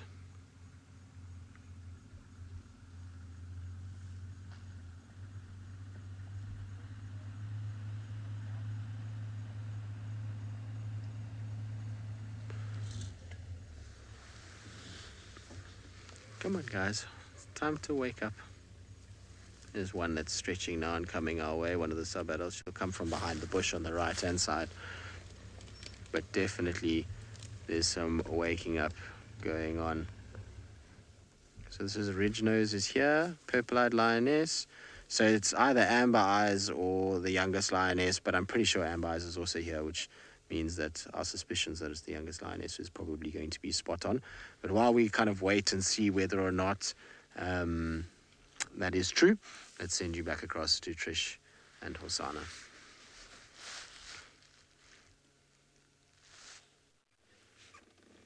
It seems like as soon as those lions started to get up and be on the move, Hosanna has settled in for the night. At least for a few hours, so he can digest all of that food. Now, Taxon has just told me that he's been very smart. At least I think Hosanna has been very smart. So when I saw the carcass there behind us, at the time when it was a really awkward angle and I couldn't really show it to you, I saw tusks and bones kind of left over with little bits of meat on it. I thought that was it. So Tax tells me that he took the 2 back legs and stashed it in a bush nearby. So that's really smart, because it means the hyenas, when they come along, might go after the bones, not go after his fleshy legs that he left for a midnight snack.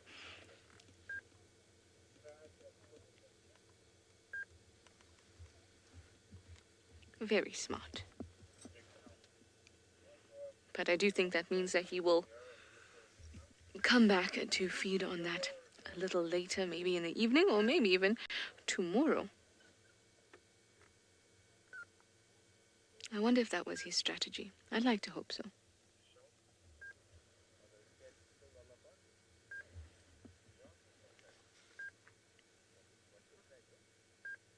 Doesn't he just blend in wonderfully with the dry grass around him? In times of drought, animals, and we spoke about the fact that many of the herbivores that predators will be going for might not particularly be healthy because they haven't had much, good green vegetation around. But I wonder if a lot of the coats of animals are adapted to when they are most successful.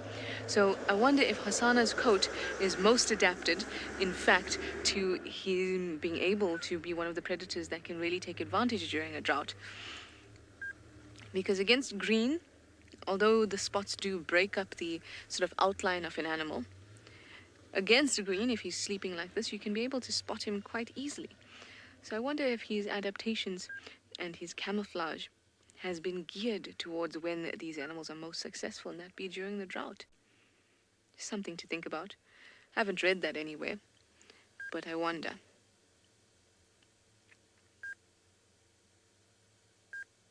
Oh. So many beeping going on. Let's try and hide this game drive radio underneath something to muffle it.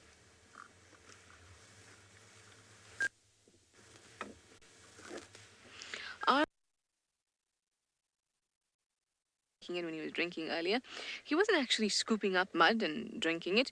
I just think that the water that he would have been drinking would have had a lot of suspended particles in it. But I think the stain on his face that has come from the mud is more from him getting too close down onto the banks or the edges than he actually intended to.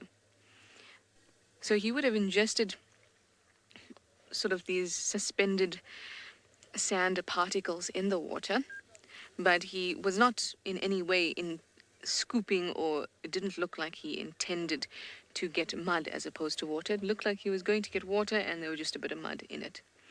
I'm sorry guys, I'm trying desperately to muffle the sound of this game drive radio. There's just beeping and beeping, and usually I'm tolerant of it. But now it's just beeping too much. Let's put you under that piece of sponge and hope it'll muffle it. I'm very beepy and squeaky today. Wendy is our squeaky car, and she's also the one that has the open game drive radio, where you can hear all the beeps and the people talking. She's the noisiest car, aren't you, Wendell's?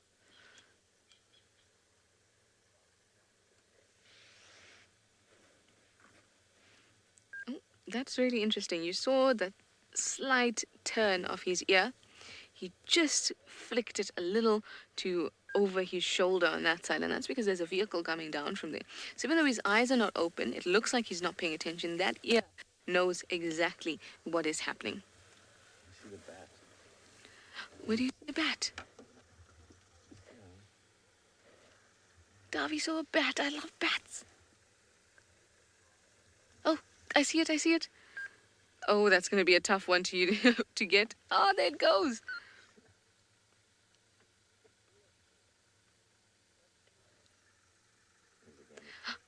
Yeah, it's just come. It looks like one of the free-tailed bats.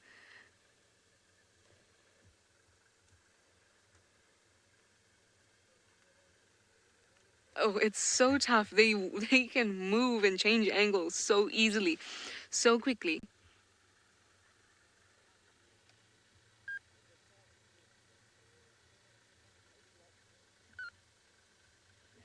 Oh well. Thank you for your appearance, Mr. Bat.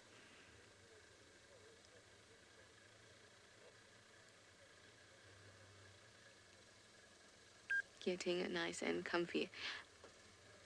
Always amazes me how you see leopards sleeping like this, and somehow their tail still seems to be up, and they have a sort of that white tuft on the tail, sort of just signaling to say, I'm asleep now, so please, if you're coming along, Franklin, and you're not happy with me, please don't shout.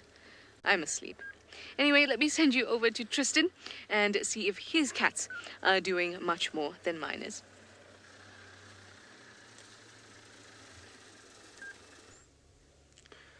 Well, they've started to wake up, and there's an alarm call of an impala very close to us that is starting to pique their interest, and they've all now facing that way, which unfortunately is the wrong way for us. But I wonder who it is. Maybe it's the other lioness.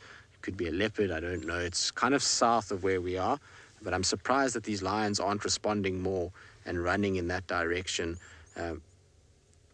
It's interesting to hear what's going on, because the impala has definitely spotted something and is alarming, but it's just off, I think, of Triple M, maybe just inside of Simambili.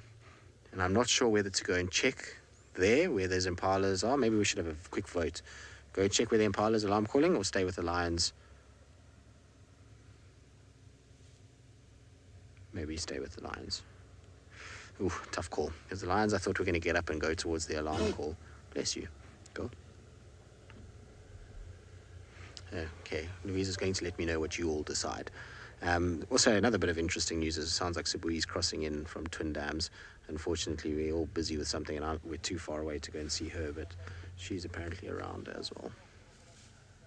What's interesting, though, is I can confirm 100% is that we've got the ridge-nosed lioness, amber eyes, and the purple-eyed lioness with us here. So it's the youngest lioness that must have those cubs, which, like I say, is pretty much what we thought before we even got to this point. But amber eyes is lying the one in front of the bush there. And then if we go forward from her is, I think, ridge-nosed female, and then it's the purple-eyed lioness right in the front now.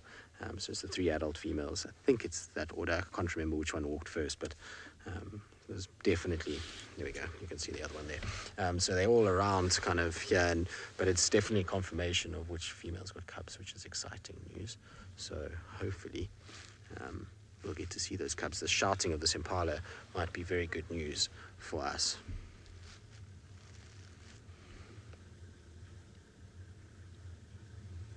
Kathy, no lion pride tracks, or lion cub tracks of the pride. Unfortunately, what's happened so far is that these cubs, we didn't even know were around. So somebody basically spotted them crossing the road the other day, and so that's how we've heard that there's lion cubs. But no, we had no idea that there was cubs that were on Djuma. So we haven't seen any tracks of the pride. They're probably too small to be with the pride at the moment. I suspect that they are of the size where they still need to be in a den. Right, and up we go. And looks like we're going to start moving now. Everybody's going to start walking. So let's try and kind of follow them. They're going to cross in front of the taxi's vehicle. I'm going to try and find a way, but they're heading exactly to where that impala. 9 out of 10 say stay with the lions. Well, luckily the lions made up our choice for us anyway before we even got to that point, because they are walking straight to where the impala is alarm calling. So hopefully we're going to just have a nice join up of prides together. Well, hopefully with the cubs. Very exciting. There's still at least enough light. Ow. Nasty bush. I suppose I should have gone a bit wider there, but anyway. Hopefully we're going to see the new additions with them, but there's definitely a lot of snorting still going on from these impalas, so I'm hoping whatever it is on the road here, and we'll be able to kind of pick it up with these lions, but let's see how we go. Stump. Got to be careful in this block. There's so many horrible stumps that are around here that makes it very, very tricky to deal with. And the lions are all on my right-hand side, slowly moving. Like I said, the impala is shouting just here somewhere on my left. So they are heading in the right direction. So when I get round, and then we can get them like coming towards us through this nice long wintry grass. There we go.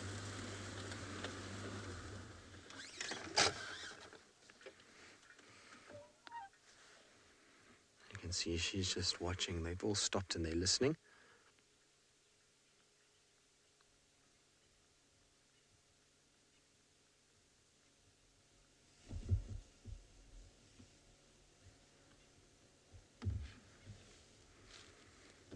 Still slowly walking. You see how they're just checking as they go. It's very typical when lions walk towards any sort of alarm call. Sometimes they'll walk fairly quick, and if they hear something dying, but if they don't hear something dying, then they walk a little bit more circumspect, just to make sure that they're not going into any sort of issues. that they need to be careful of.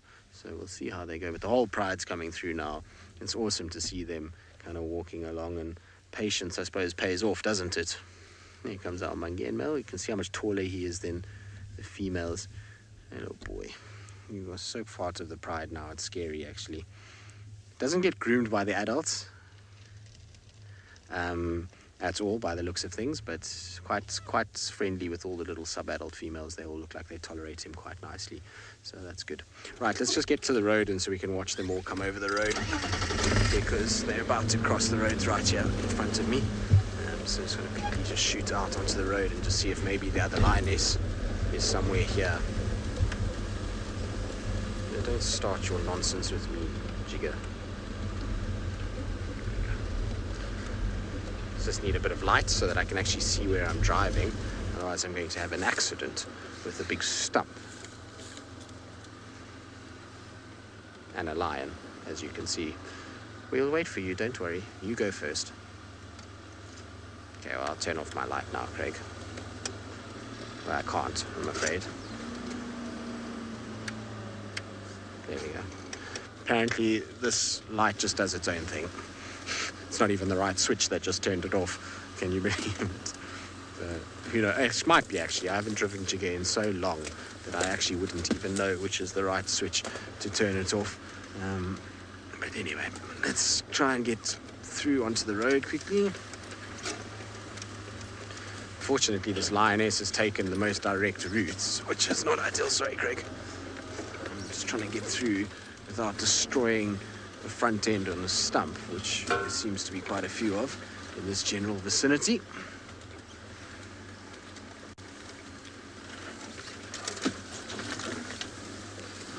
Just careful there, Craig.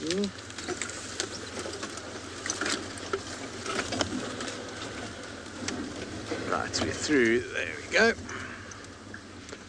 Oh, let's just stop here.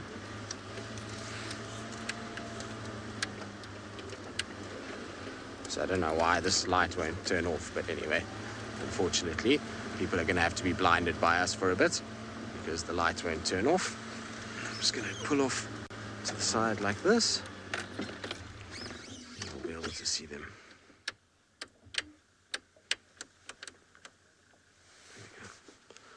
All right, so the rest of them are about to come over, and they're going to cross straight a little bit south of where the lioness crossed this morning with her, that was going towards where we think the cubs are, but the rest of them are kind of heading. I wouldn't be surprised they actually, no, they're not going to walk on the road. They're just going to go straight over and disappear from sight, I'm afraid. I was thinking that they might lie on the road for a bit, but that impala that's alarm calling is somewhere here, just off the road, I'm afraid.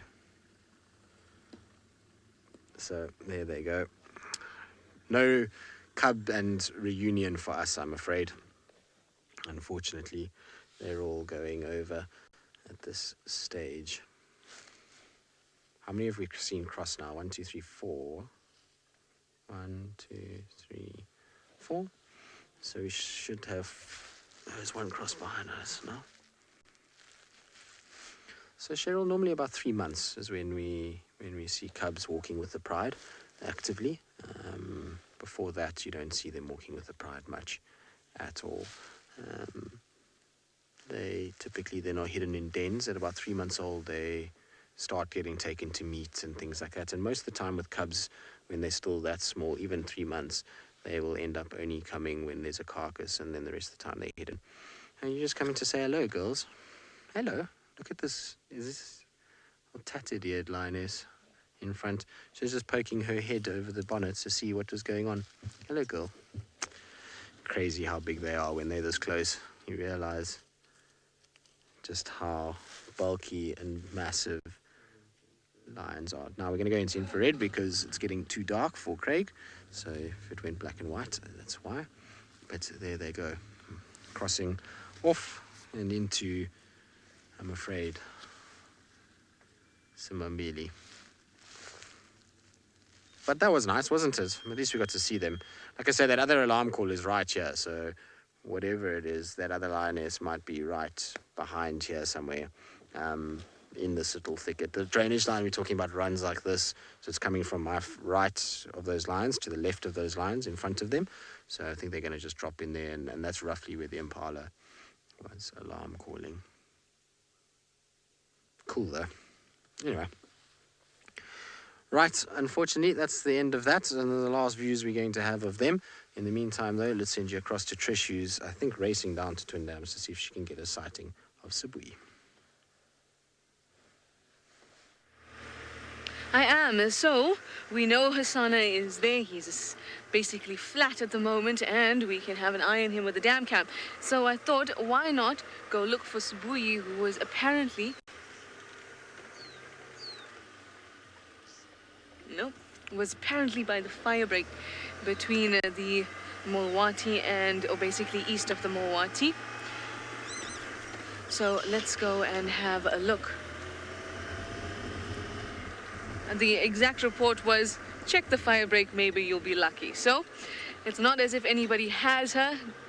There's just been reports that she crossed. But she's definitely in Djuma, which is the most important thing.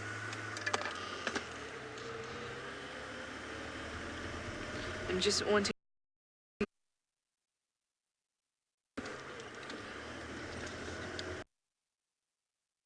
listen out. Alarm calls, eyes, the usual.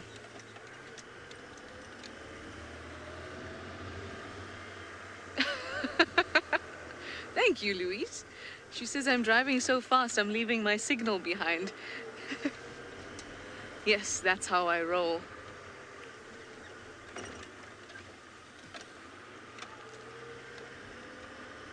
I would love to drive a Formula One car one day. Just to see how it goes. Yes, I know it's not easy. And I know that my brakes won't work. At least not until I go fast, which is a bit problematic.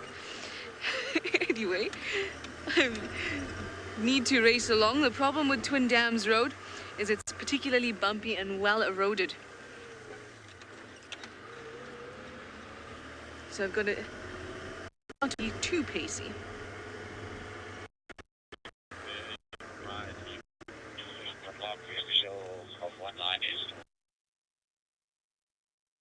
I was just wondering if there was an update on Sibui, but it was not. So it seems that nobody's got eyes on her just yet. I'm sorry, I'm not looking at you too much at the moment. I'm just trying to... This is the type of thing where time is of the essence. You know that she's just moved in. She can be anywhere, she can go anywhere, she can sit down anywhere. And if we're not paying too much attention, we can easily miss her.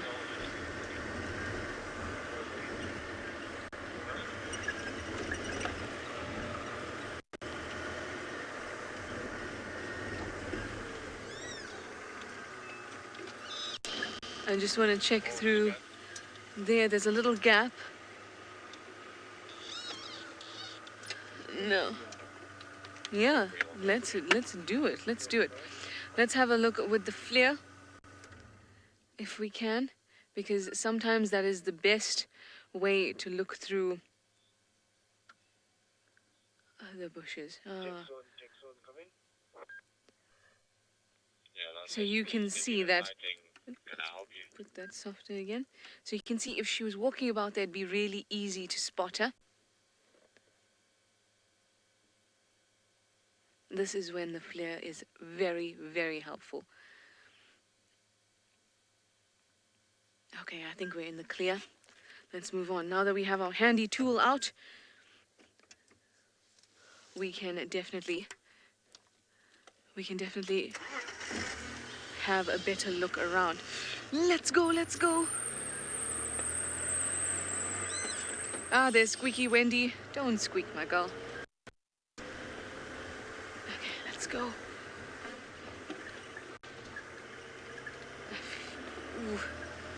I feel that we may catch her. I wonder if she will go to drink somewhere. Last time I had her, I mean, not when I had the fleeting glance of her, but when she was drinking at Twin Dams, but there was a lot more water at Twin Dams then. Now the fire break drive can be a bit, so you'll have to bear with me. But it will be exciting, and that's the most important thing.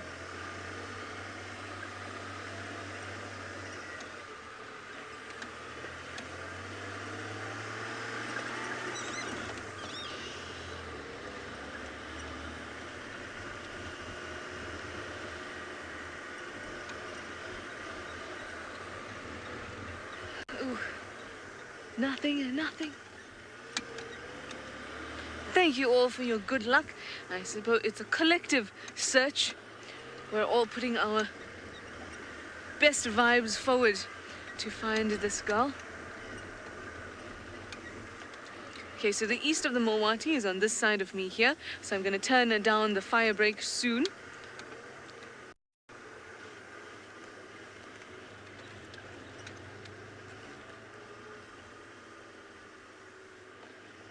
So this is where I had her bottom last time.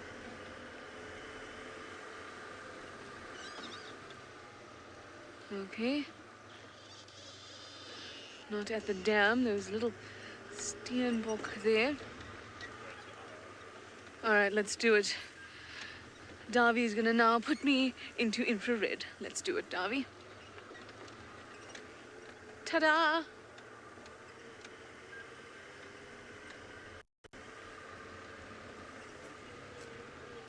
Okay, we're at the fire break now. And we are gonna have a great look.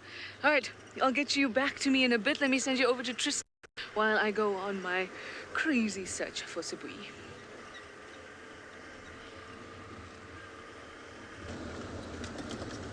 Right, so we're also searching because we got a report of a female leopard not far from camp, so we're just trying to quickly see. The line's obviously crossed out, so it was a straight line from there to here.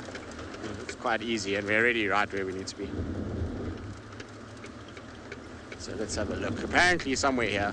Apparently we're heading towards the access road from the gate side.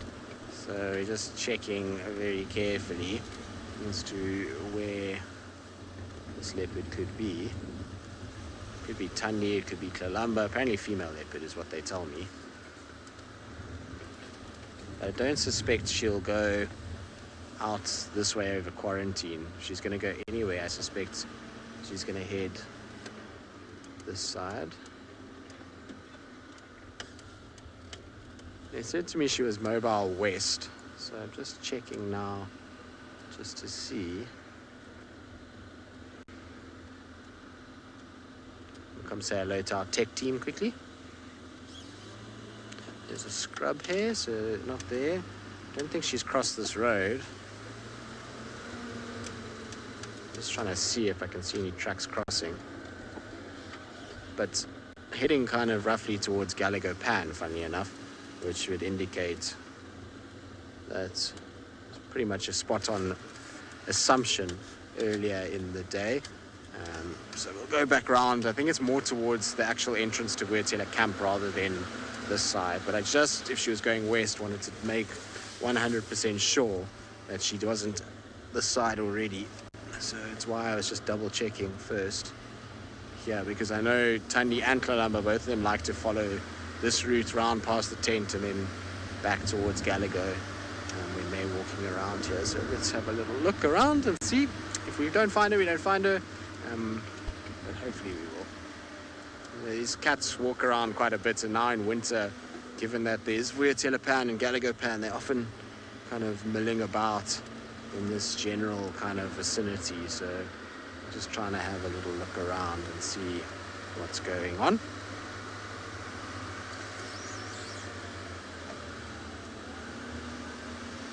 How's it? All right, shop in Como. So Amber, I did say this area was called Quarantine. So why it was called Quarantine was many years ago there was a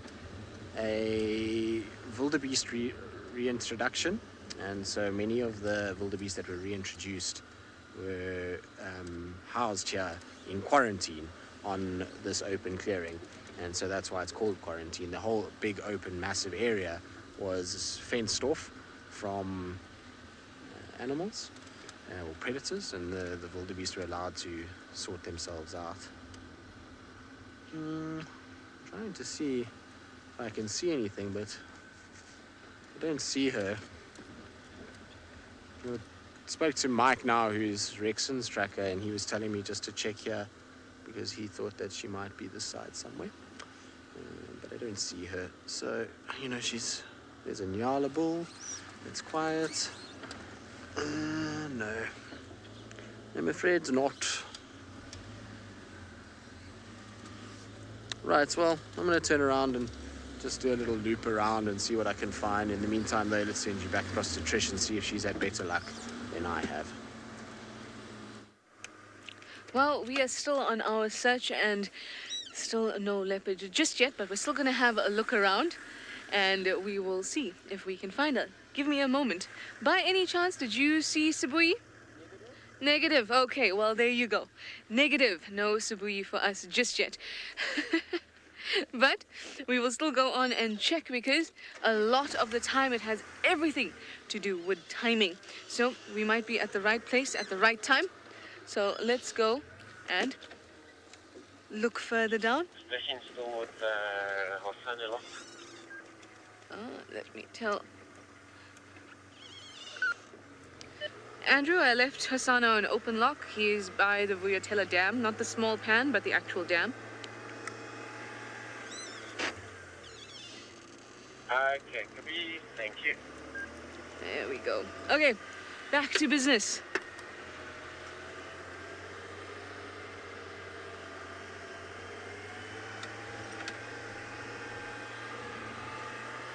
Now, I've just kept in a low range just a little bit in case.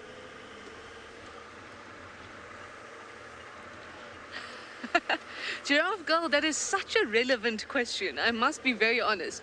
That is such a relevant question. You would like to know if the animals react to Squeaky Wendy at all. I must say, in my experience, they haven't. They haven't given some sort of indication that it annoys them or any kind of reaction to it. I haven't really seen that. I have always been interested in the way that animals react to vehicles, or like our infrared light. There's a certain, for example, we get pretty much hammered by mosquitoes in the summer, in the evenings. Just to give you an idea, this is just a theory, mad scientist theory maybe, but just a theory. So we get hammered by insects, especially mosquitoes in the evenings. Oh no, we already had cheetah cutline.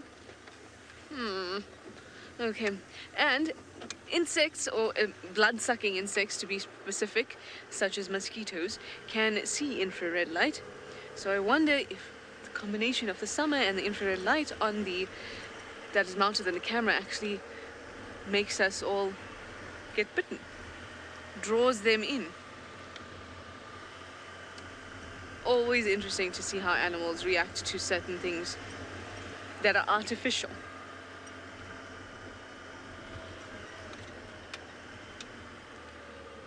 Ooh, this is nice and warm. My goodness, I'm seeing leopards everywhere. I thought this tree was a leopard. And just now, when we got that report that there was a leopard up near camp by quarantine, I was just responding to Lou and saying, I'm going to go check up on Sui, and I said, wait, I think I found a leopard. It was a log.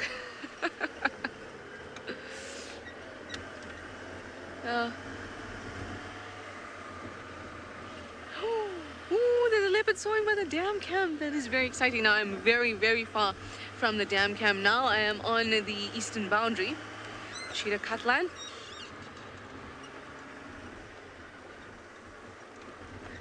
But maybe Tristan will be closer.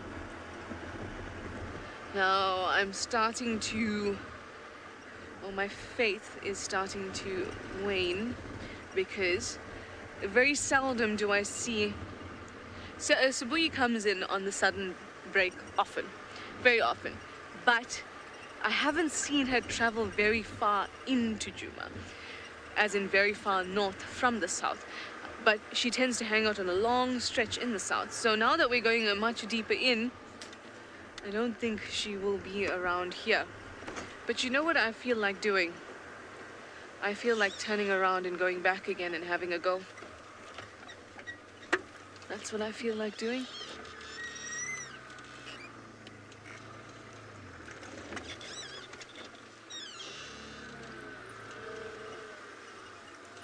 Let's try. Like I said, it's so much about timing. And also, I mean, obviously it's skill.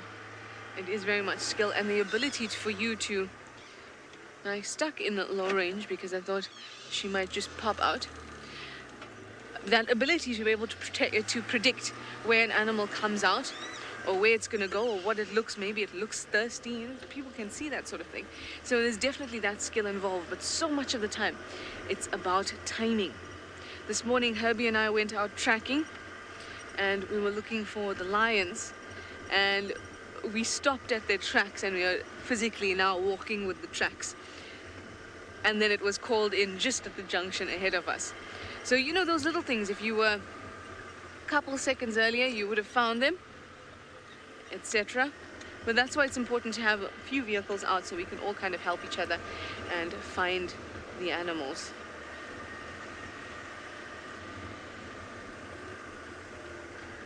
Now you may think that I'm looking quite quickly with my light, but the thing is, you don't need a lot of light in their eyes for it to catch. Not a lot at all. So there's no point in, you know, very carefully. Ooh, I thought I heard some alarm calls.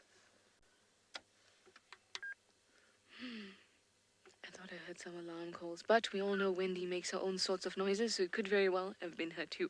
Anyway, I'll send you over to Tristan while I search very hard for our last minute leopard.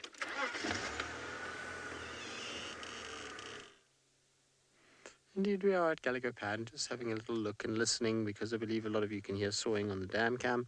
So we're just listening now to try and figure out where it came from. Unfortunately, nothing at Calico Pan itself. You can see just barren darkness at this stage, and so just kind of listening as much as possible.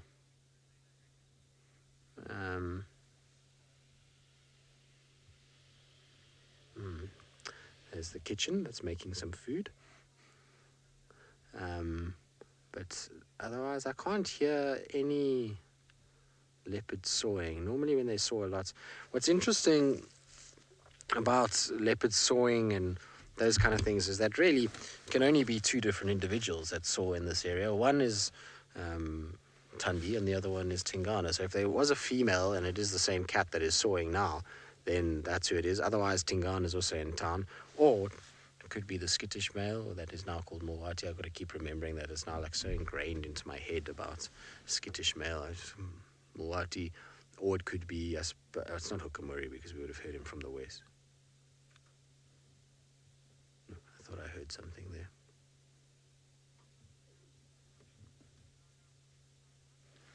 Let me just let Tax know. I won't be able to make it round there in time, I'm afraid, Lou. Tax. No, just try and let Taxon know because he's on that side of the camp. Taxon. But he's not answering. Why are you not answering me, Tax? Shal, there's reports of a leopard on the dam wall at Vuyatela, but they're not sure if it's Hosana or another leopard, but it might be Tingana, if anyone's close.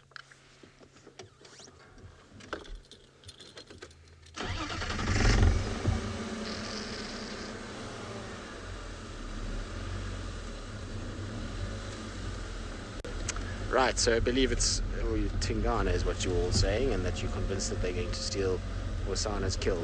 Well, yes. I'm afraid that is probably the case. Good. In the meantime, though, let's send you back across to Trish, who seems to have come good on her last-minute leopard.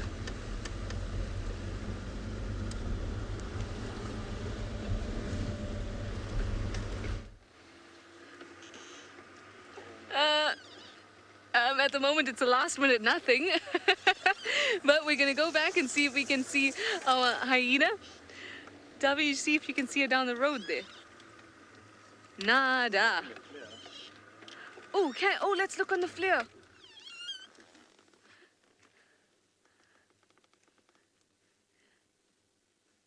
Oh, so we can't actually see her in infrared. It's only with the flare that we can see her, and it's right in the middle, right there. Now, I didn't get a good look at who it was at all. There were people coming all between around us and dust kicking up. I could not get a good visual at all. But there we go. If ever you doubted the flare camera. Oh, you go walking off into the bushes.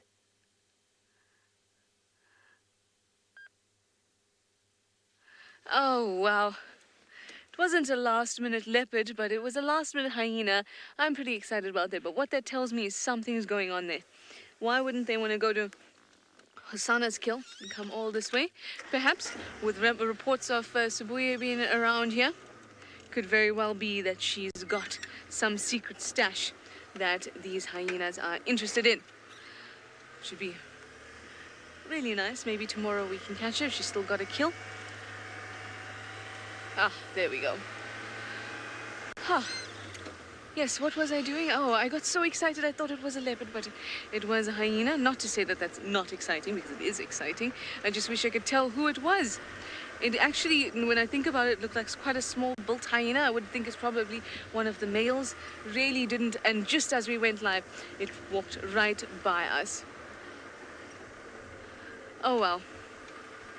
I think it's still been a pretty awesome drive. I've got some really nice sightings, so did Tristan, and we got to spend time with all those animals. But thank you for your questions, your comments, and your viewership as always. Until next time, goodbye for now.